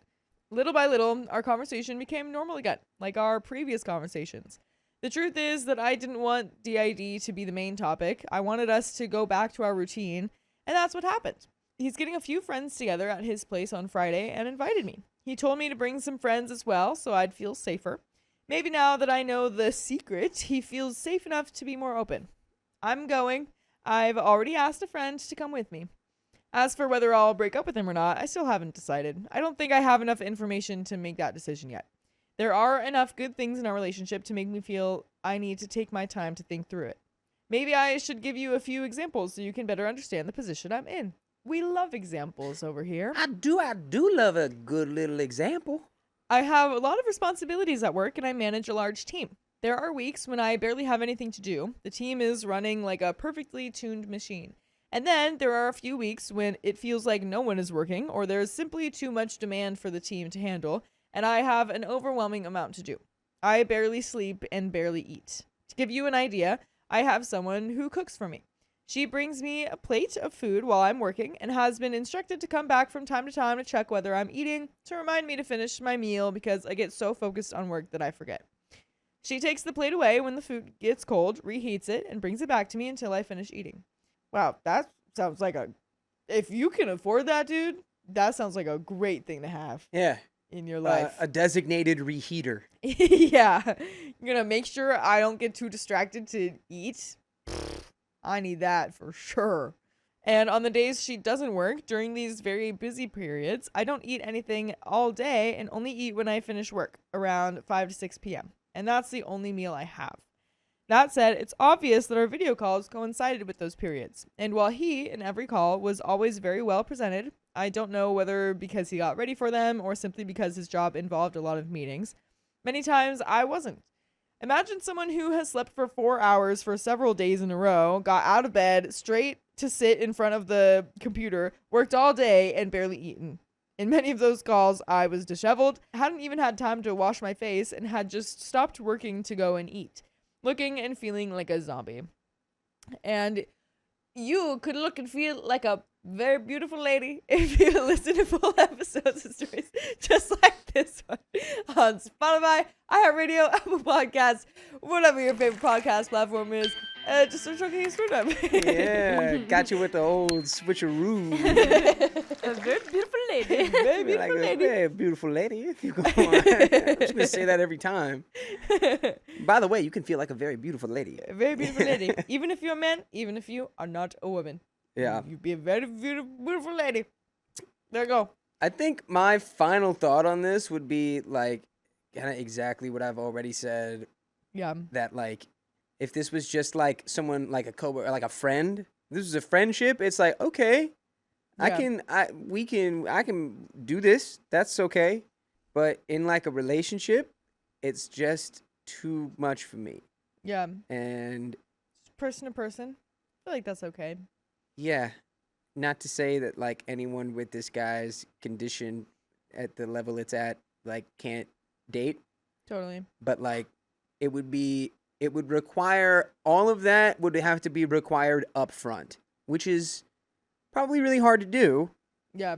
But you can't be talking to me for like 4 months and have never told me that you have legitimate split personalities. Because that's like you're leaving too much off the table with that. I get you. You know? You want it up front. I would have needed it up front. Yeah. If I was going to make a run at it. I get you. There is a little bit more to the story, though. The first time, I apologized and explained that I had been very busy and simply didn't have the energy to get ready for our call. He didn't mind and didn't run away from my mad-looking appearance, and that was right at the beginning. In short, I bring things to the table too, and I think we both need to decide whether we can handle each other's baggage. I told him today that I will probably be prejudiced, disrespectful, and unintentionally touch on sensitive topics with my questions and fears. And I asked whether he's willing to deal with that. I don't think it's very pleasant to deal with someone who doesn't know what they're doing. Dude, honestly though, part of me is a little suspicious that that's not that he's making it up or something. Whoa. I get you. Just a little sprinkle of suspicion there. I mean, just because it's like when you're like trying to get more into it, be like, yeah. So what's exactly? It's complicated. Well, that's a great way to not explain something you can't explain, right? Yeah. If you were to not be telling the truth, however, he could be. I'm sure someone's faked it. I'm sure there have been people who have faked Didn't that. Trisha Paytas fake it a couple years ago? Did she? Yeah, I'm sure. Probably. But it would be a really hard thing to fake convincingly. To be clear. He was doing it so like subtly. I don't think he would have gone through all that trouble of carrying a notebook and stuff and like really, really working on it to make it work. I don't know. This could have just been like a quirky high school lie that spun out of control for this guy. You know what I mean? Yeah. But it also might not. But I don't know. I think at the end of the day, that's the thing that's making me be like, I don't think that this would work because it's like there's not 100% like upfrontness and openness with like what it is and how it impacts him and like what affects him like more like there's too much in the dark. I get you. A lot going on in this one. This is the long update I have for now. I may come back on Saturday or Sunday if I have anything to add after Friday's get together. I don't think anything relevant will happen before that. In any case, I appreciate any new advice, especially from those who seem to have real experience with people with DID and on whether or not to treat the personalities as separate people. And that's the end of that story. I think that was a really good thing that she said to him where she was like, I'm probably going to end up being prejudiced or insensitive on accident because I like don't know about it or when I'm trying to ask questions about it. Are you willing to deal with that? Like, it's not on purpose. I'm just don't know. So, yeah, because that is something that he's going to have to choose, too. He might not. Yeah. He wouldn't want to be with someone that doesn't understand it or is fearful of it, Yeah. So. My girlfriend asked for a break to focus on her studies. Trying to get that brain big for you, big dog. I'm male 40 who is 10 months into a long-distance relationship with an old girlfriend, female 38. We found each other on Facebook last March and quickly fell back in love again. She lives almost 1,000 miles away, so we've only been able to see each other once or twice a month in that time, but text constantly during the day and talk for an hour or more each night on the phone. By the way, this comes from Denver Redditor, and if you want to submit your own stories, go to the r/OKStorytime subreddit. I'm Carly. I'm Dakota. And OP says, we may have only been together for 10 months, but with our past history, in some ways, it feels like we've been in love for the past 20 plus years. I never forgot about her, and she says the same about me. We want to be together, but have that old-fashioned debate about who would make the move. We mutually agreed it made more sense for her to move up here to be with me. Due to the license requirements for her job, she cannot get a job in my state with her current certifications and education. So in January, she enrolled in a master's program that would allow her to work up here. It's a year-long program, and she's also continuing to work full-time. 2 months in, she's feeling overwhelmed with the amount of work in the program. She is having doubts about being able to complete the program and is very worried about it. She had to borrow a lot of money to pay for the tuition and obviously doesn't want the money to go to waste. Last week, we had several fights and arguments about different things, which is more than usual for us. She was apathetic about most of it, which only made things worse in my mind, as she didn't seem to want to even try to resolve things. Finally, this past Sunday, she told me that she needed to be selfish and focus on the things that mattered to her most, in this order. 1, school. 2, work. 3, running, which is her biggest hobby. That's it. I didn't even make the list. She said that we needed to take a break. Sounds and feels like a breakup, which is how I have been treating it and reacting to it. But this is where it gets really confusing to me. The next morning, after telling me she needs a break, she still texts me and says she wants to still be able to text me throughout the day. She had already told me before she couldn't text as much at work due to getting in trouble with her bosses, but she was almost always the one to have initiated texts when she was at work. We have still texted every day this week and have still talked on the phone each night, though the texts have been very infrequent, with her taking hours sometimes to respond to me, where in the past it was only a moment or two, and the calls have been much shorter and not nearly as warm and fuzzy as they always were. She says she still loves me, she still wants to be with me, still wants to move up here if and when she finishes this program and can get a job up here. We had a 2-hour-long conversation last night where we kind of laid it all out on the table. She basically said she just doesn't have either the time to include me right now, nor can she spare the emotional energy to maintain a relationship with me right now. She says this is only temporary until sometime in the summer when we can go back to normal. She seems to have the mentality that we had one break for 20 years that didn't keep us from falling in love all over again. She seems to think that we can just quit for a while, then go back to it. But for me, I can't turn my heart off and on like that. It hurts me tremendously that she seems so willing and able to cut me out of her life as if I'm just an appliance you can stick in the cabinet until you're ready to get it back out again. Brother, you literally said it was like you guys didn't speak for 20 years. Whoa. I'm so confused. And you know that she's not doing that clearly because she's still talking to you every day. She's just like, I cannot show up for you in the capacity of like being a partner while also doing this thing, going to school for my master's, which by the way, started doing that for you.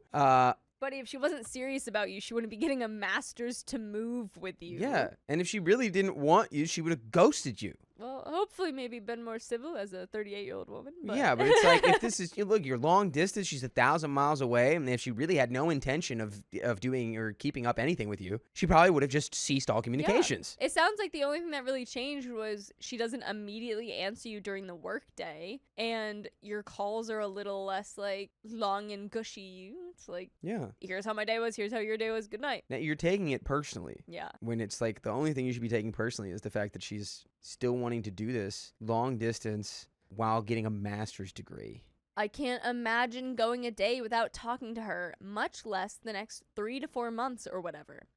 I fear that when she says she's ready to go back to normal, that too much damage will have already been done by that point.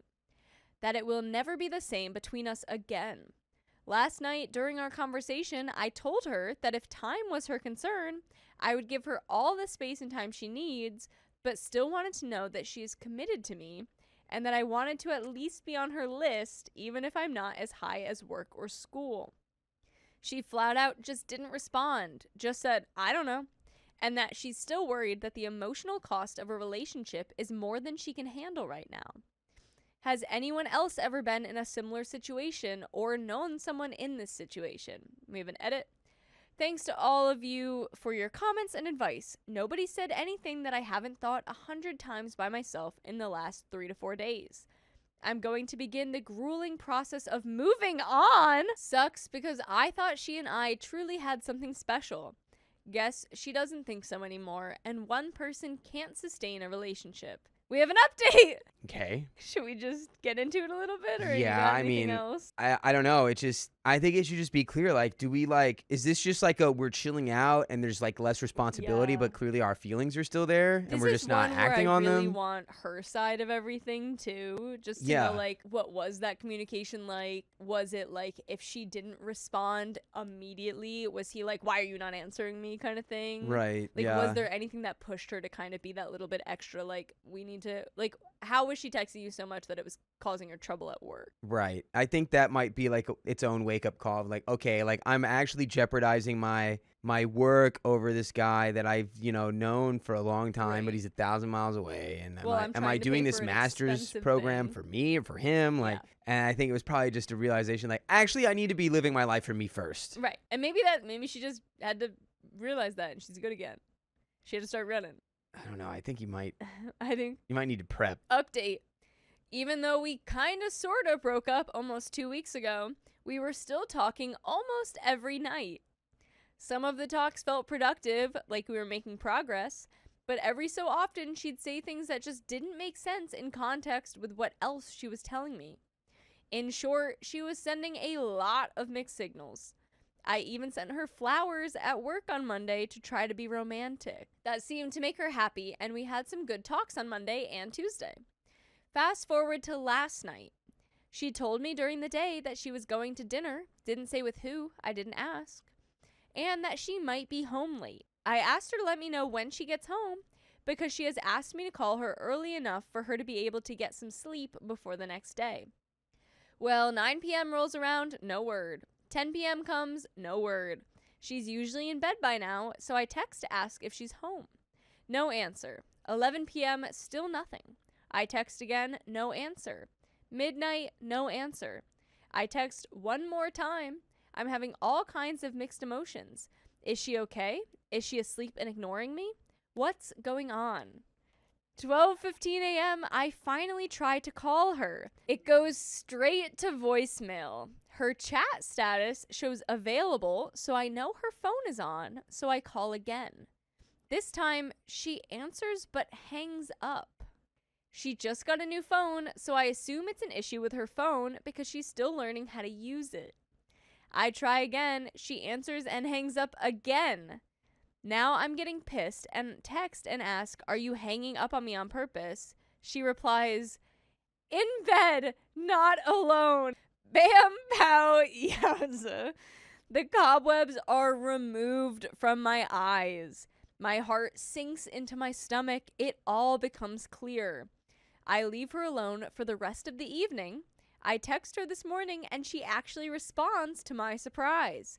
Even answers my questions about it. I guess she was relieved to finally out herself. Turns out she isn't in love with me anymore. I know. Several of you tried to tell me this. She met a guy 2 weeks ago on a dating website. Apparently she's been looking for a while now and they've been going out. He was her dinner date and she let him spend the night. By the way, you can always spend the night with full episodes of stories just like this. Spotify, Apple Podcasts, iHeartRadio, wherever you get your podcasts, and search OK Storytime. There's a little bit more, but I mean, I think we all thought that maybe that was happening when she wasn't answering her phone.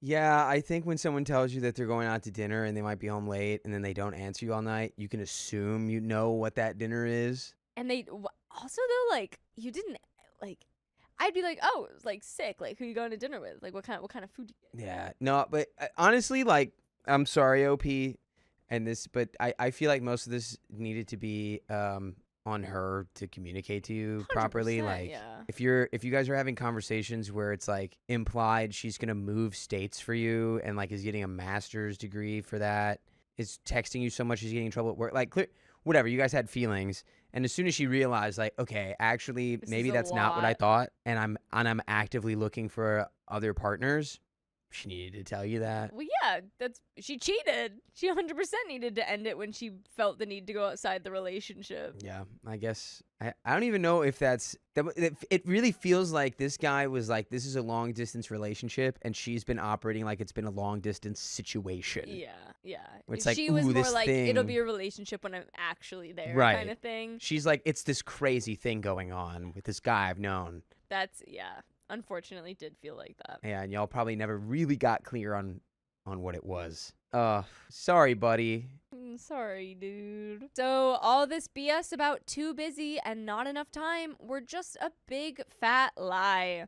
She could have saved me 2 weeks of grief, not to mention the effing $100 I dropped on the flowers. If she had just told me all this crap before now, heck, I should have known the 10 months ago that this was going to be the outcome. Hindsight is always 20/20, but everything I knew about her told me something like this was possible. She had told me that she had cheated on both her ex-husbands. Again, I know, big red flag. I thought it was different with me. I guess that's just in her nature. When she's sucked the life out of one guy, she just moves on to the next one.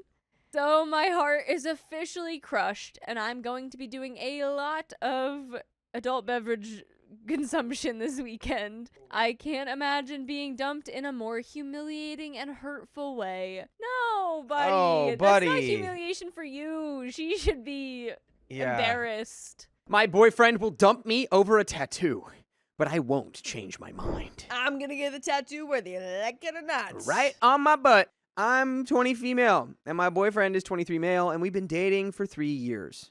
So, my favorite band in the entire world is a small indie rock band called Alex Sucks. I've been a fan since their first song came out, and they've really gotten me through some tough times. Their music is really special to me. By the way, this comes from user scumbucket05. And if you want to submit your own stories, go to the r/OKStorytime subreddit. I'm Dakota. I'm Angie. I'm Keon. And we're here to give good advice goofily, but we don't have all the answers. We only know what we would know. We only know what we would do. So let us know what you would do in the comments. And OP says, 3.5 years ago, right before we started dating, I saw them in concert for the first time and got the lead singer, Alex, to sign my arm so I could get it tattooed. I was 17 at the time, so it was going to be my 18th birthday present to myself. But 3 years later, I still don't have it done because of money problems. I talked to my mom, and she's offered to pay for my first tattoo for Christmas, something small, around $250, so I immediately thought of the signature tattoo. I got really excited and called my boyfriend, who immediately shut it down. He said he'd be beyond pissed if I got it done. I asked if he'd break up with me, and he went silent for a bit, which kind of says it all. I got upset and said, fine, be that way, and hung up. I understand where he's coming from with it being another man's name on me forever, but I don't see it that way. It barely looks like a name, and it's not about it being his name, but just a representation of their band and something so special to me. I wouldn't get it on my arm either. It would be on my thigh above my knee, so it would only be seen during the summertime anyway. Am I overreacting? Is this something that anyone would be upset about? I included a picture of the signature. Comment 1 says, not overreacting. You showed him something you were passionate and excited about, and he responded with hostility and anger. He's jealous and unnecessarily insecure. Take it from me, life is too short to spend time and energy on people that dim your light. And him reacting in anger to this is the biggest issue. I'd leave without blinking an eye. Don't stay with people who drain the life and passion out of you. Our stay on Earth is far too brief. OP says, thank you. I don't know if this is leave him level, but if he continues with the anger, it might be.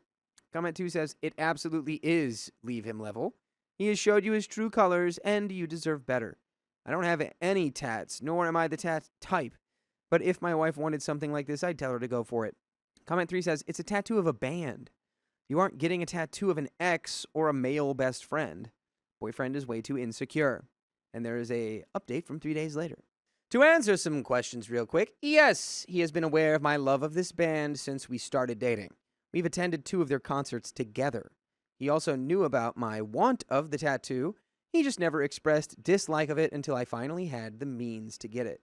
Yes, he has tried to control my appearance in the past, telling me he doesn't like it when I do my makeup, he doesn't want me to dye my hair, not allowing me to wear remotely revealing clothes like crop tops, and threatening to leave me in the past if I get certain piercings I want. Great.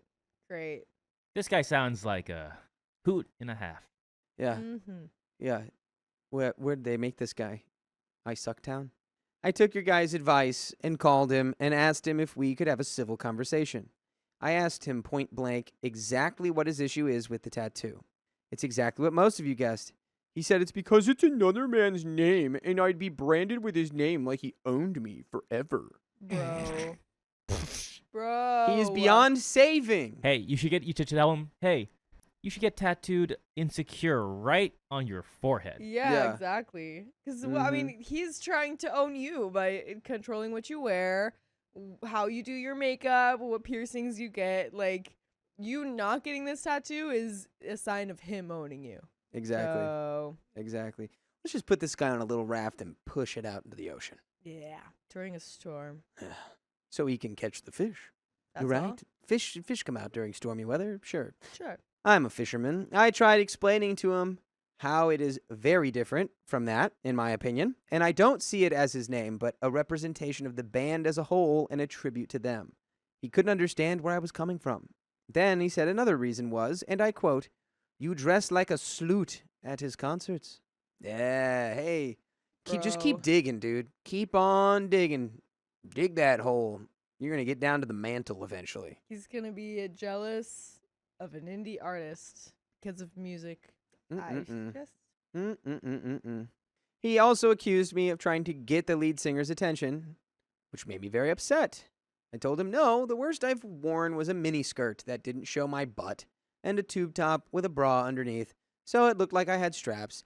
And he was there with me when I wore that. The other 2 times I've seen the band, once with him and once without, I was wearing baggy jeans and a tank top. I tried explaining I am in no way trying to get his attention. I dressed like that because I felt good in my body that day and empowered, and I wasn't trying to show off for anyone but myself and him. He didn't want to hear it. He then said it would be different if it wasn't my first tattoo. What does that mean? He's just making stuff up. You just get a tattoo on your arm that says, "My boyfriend made me get this tattoo," and then get, Yeah, exactly. "Well, actually, I need you to get my name tattooed first, because then I have first dibs." He's literally just grasping at straws. No, you should be grasping at water, because you should be on that raft out in the ocean. I asked why, and he said it's because at least I had something else and not just a man's name as my only branding, quote unquote. I asked if he would still break up with me if it was my second or third tattoo, and again he remained silent Yeah, and see? wouldn't answer me, because he would still break up with you. See? But we would never break up with you for listening to full episodes with stories just like this on your favorite podcast platforms like iHeartRadio or Spotify or Apple Podcasts. All you have to do is search OK Storytime, and you can listen to it all. Go. Go. And we do have just a little bit more story here. He's a stupid little stinky man. If there's ever been more of a time to break up with a stupid little stinky man, Yep. it's right now. It's right now. Stupid little stinky man. Get him out of Yeah. here. Get him out of your life. He's so stinky man. Stinky little man.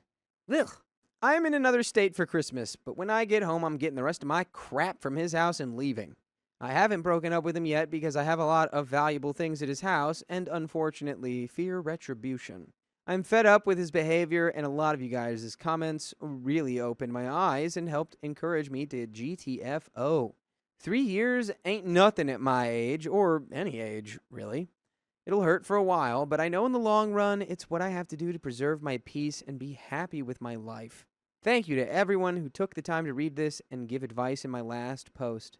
And we have some more comments. OP needs to dump this guy. OP replies, "Thank you. I am ready to be free and move Yay. on to the next chapter of my life. Yay. Our relationship has been beyond far from perfect, and I am disappointed but not surprised this is the breaking point." A downvoted commenter says, "Is getting the tattoo that important?" Okay, boyfriend. Tell that to Yeah, tell that literally. to the 3 people who have tattoos here right now. Little 1-inch man. Very important. OP says, "Yes, very much." And if our relationship means so little to him that he'd leave me over a tattoo, then I don't want to be in it anyways. There you go. Exactly. The same commenter replies, but aren't you leaving him over the tattoo as well? Different. That's different. No. Very different. It's because of what that behavior means. Someone foolish didn't read the man. story, obviously. No. Foolish man. This is just her boyfriend. OP says, it's a lot more than the tattoo. I'm leaving him because he's continuously showed me that he thinks of me as his object to own and control. Yep. He's also cheated on me a few times, and there is no trust left in our relationship. Huh. Of course. This Of course. No way this guy would cheat on you? No way. No way. Follow-up question. Were they minors? Because you were. Question 17. 17. I've been trying to work past these things because I love him, but I just can't justify staying with him anymore. A commenter says, please don't lose your nerve when you get back. Follow through and break up. OP says, I won't. Thank you. I've had enough of his crap. I've been feeling like it might be time to move on lately, and the more I thought about this, it sealed the deal. If our relationship means so little to him he'd leave over a tattoo, I don't want to be in it any longer. And that is the end of that story. Yay! Good Huzzah. job, OP. Huzzah! That's what we like to hear. Get away from this crappy little stinky pee-pee man. Stinky pea man. Stinky pee. Drinking, eating asparagus all day. Yeah. Huh? And 'Cause he's farting up with the stinky. cabbages. that Stinky he's pea. eating. Asparagus cabbage man. What's up with you and cabbage today?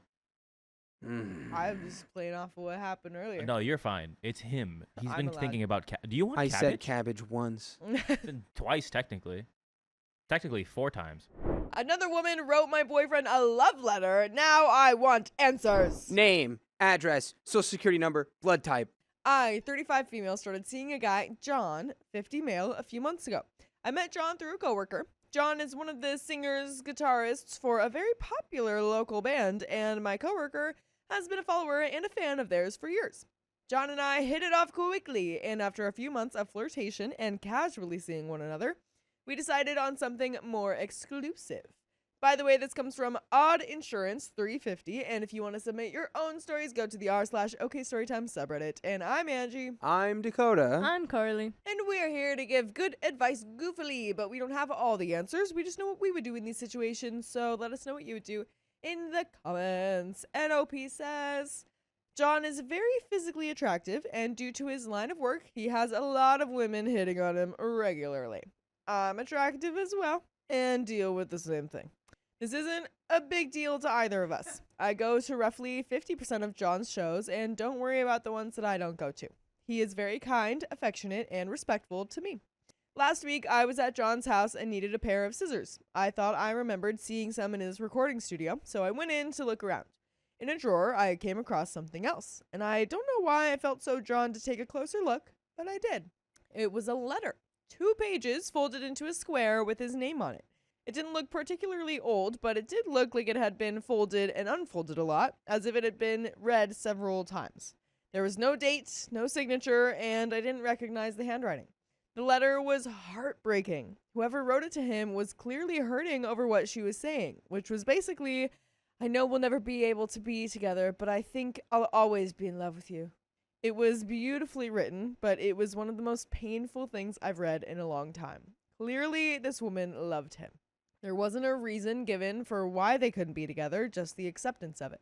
It wasn't a goodbye either. It mentioned how things would be different moving forward, but assured him that underneath that facade, her feelings would remain unchanged. Curious and wanting clarification on who wrote the letter and when, I asked John about it that night. He said that he didn't mind that I had found it and read it, but he asked for privacy on the details. He explained that it was a very painful situation for him and the woman who wrote it, but it was personal between them. He reassured me that it was written a little while before we met and that nothing physical ever happened with the woman in the letter. It was a deep emotional connection that mostly turned into conversation, and they ended it before it went further. He wouldn't explain why it ended or tell me who wrote it. He did say that it was someone he still has to interact with, but it was over, and he just asked that I just let it stay private. I was okay with that at first. He was kind about it, and he didn't come off as defensive or secretive. I liked that he was upfront about what he could share, and the way that he asked for privacy about the rest of it was respectful, so I let it go. But I did start to wonder, eventually, I assumed it was maybe someone from the venues or someone at his booking agency. A couple of days ago, I had lunch with a coworker who introduced us and ended up asking her about it. The second I mentioned the letter, she reacted like, wait, what? No. As if I was giving her the juiciest gossip ever. She said she was 90% sure that the letter was written by the female singer in John's band, Darcy, who is 40. At first, I thought that couldn't be true. I've met her and been around her often, and she's always been incredibly sweet to me. She's also married to someone else in the band. She and John do have great on-stage chemistry, but that always seemed like part of the act. They're friendly off-stage, but she doesn't linger around him or flirt with him. In fact, if anything, she seemed to avoid him sometimes. My coworker said those off-stage interactions were a fairly new development. Everyone used to think that John and Darcy were together or secretly in love, but something happened about 6 months ago, and things cooled off between them noticeably. To my coworker, the letter was absolute confirmation that they were in love and that whatever was happening ended. I admitted that I instantly felt really jealous for the first time in my relationship with John. Darcy is stunning, talented, and well-loved by pretty much everyone. She's amazing on stage, and people completely obsess over her. She isn't someone he just sees occasionally. They spend a ton of time together. Not alone time, but they see each other with the band at least 4 times a week, sometimes more. This morning, I went back into John's studio and started rifling around. Uh-oh, OP, no, not the extra snooping. We're compounding the problems. Stop. It is kind of, it's understandable, but also bad that he wasn't able to just be like, yeah, it's also, if this is true, it's like, it's the lead, it's the singer in the band. Yeah. Which is why, I wouldn't bring it up, because it's like, I know that's going to be a problem, but it's not going to happen. And yeah, I don't know. So now it's turning into like how do we deal with the fact that someone we were with, like, has had, like a, what's the word? I don't know. They were maybe in love. Yeah. And now they're not, but they're Right. still around each other all the time. Right. How do you cope with that? Yeah. It's hard. Pretty quickly, I found several pages of song lyrics written by Darcy, and the handwriting matched the letter exactly. I confronted John about it this afternoon. He didn't yell at me, but he was clearly angry. He told me that he was disappointed that I went looking for an answer when he had asked me to accept that he couldn't tell me who wrote it. When he found out that I told my coworker about it, he was even more upset, saying that he couldn't believe I would gossip about his band and personal life with a fan. He explained that he was protecting Darcy and her reputation by not telling me, and that I put her in a terrible position. He said nothing ever happened between them. They both had strong feelings for each other, but they knew it was wrong, and they agreed never to act on them, finding a way to maintain a professional, appropriate relationship. Yeah. So, yeah, that sounds like you now not only have you put your own relationship in jeopardy, but now by spreading this outside of like the band or whatever, you've now put the band's, Yeah, chemistry integrity in jeopardy. right. I told him that I didn't put anyone in that position. He and Darcy did that to themselves, and he was wrong for not being honest with me. I argued that his band isn't Fleetwood Mac. It's not like people were going to be talking about it all over the internet. His response was that he cares about me but doesn't think the relationship will work because I'm not able to understand the dynamics or complications of having music as a career. I disagreed, but he politely asked me to leave. I'm home now and not sure if we're broken up or what. Am I the a-hole? Yeah, you are both of those things. Yeah, you're definitely broken up and you're definitely the a-hole. But you, listeners, would not be the a-hole if you listened to full episodes of stories just like this one on Spotify, iHeartRadio, Apple Podcasts, or your favorite podcast app. Just search OK Story Chat. And there is more to the story, but yeah girl. I don't think you being unsatisfied after that first talk makes you the a-hole. I think going when he specifically was like, just keep this private. Yeah. And then talking to somebody like immediately related to it who literally like also like knew it was gossip or what, turned that into gossip. So that's going to spread. Yes. And it would definitely be a hard ask to get you to be okay with it. But if you're already okay in the context of like, he's not going to cheat on me with someone else who's into him. And it's like, it's a hard thing to maintain. Like, yeah. And then saying like, you're not Fleetwood Mac. It's like, I'd be offended by that. Totally. Totally. But yeah, it doesn't matter if they're Fleetwood Mac. Fleetwood Mac is a band that broke up because the the strings connecting all of the members of the band Yeah. tore because of various other, emotional complications. Yeah. That is a huge emotional complication. And clearly the band is important to him, Mhm. or he wouldn't do it. Yeah. So you're putting that at risk. Yeah. And then just not being, understanding at all about it. Right. Really did put you in the a-hole category there. Yeah. Yeah, I do understand that, like, yes, if there was some sort of emotional cheating going on in that relationship, like, yeah, of course, if things really do, if word does get out, like, at the end of the day, I mean, we've had so many stories where it's like, how dare you tell everyone about the bad thing I did? Like, obviously, that's not quite but how this it isn't is. even a bad thing.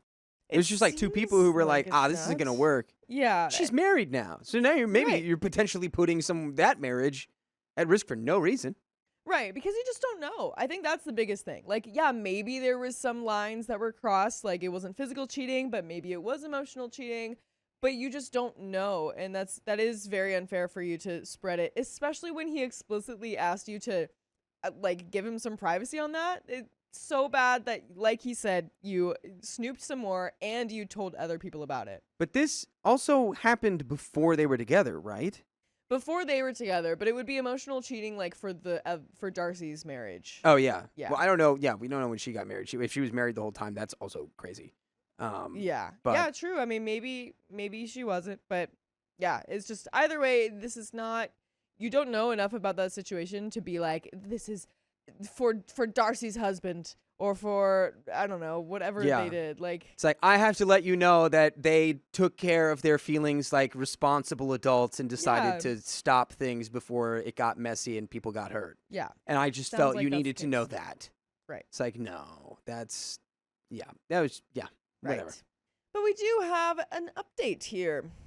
So, update. I spent some of last night listening to the band's last album, and it's obvious that John and Darcy have had feelings for each other for a long time. John met me for coffee this morning, and we mutually agreed to end our relationship.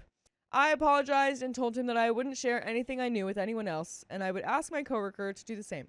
I'm sad the relationship ended, but it's clear he is definitely not over her and vice versa. This is for the best. Thanks to everyone for your thoughts. And that's the end of that story.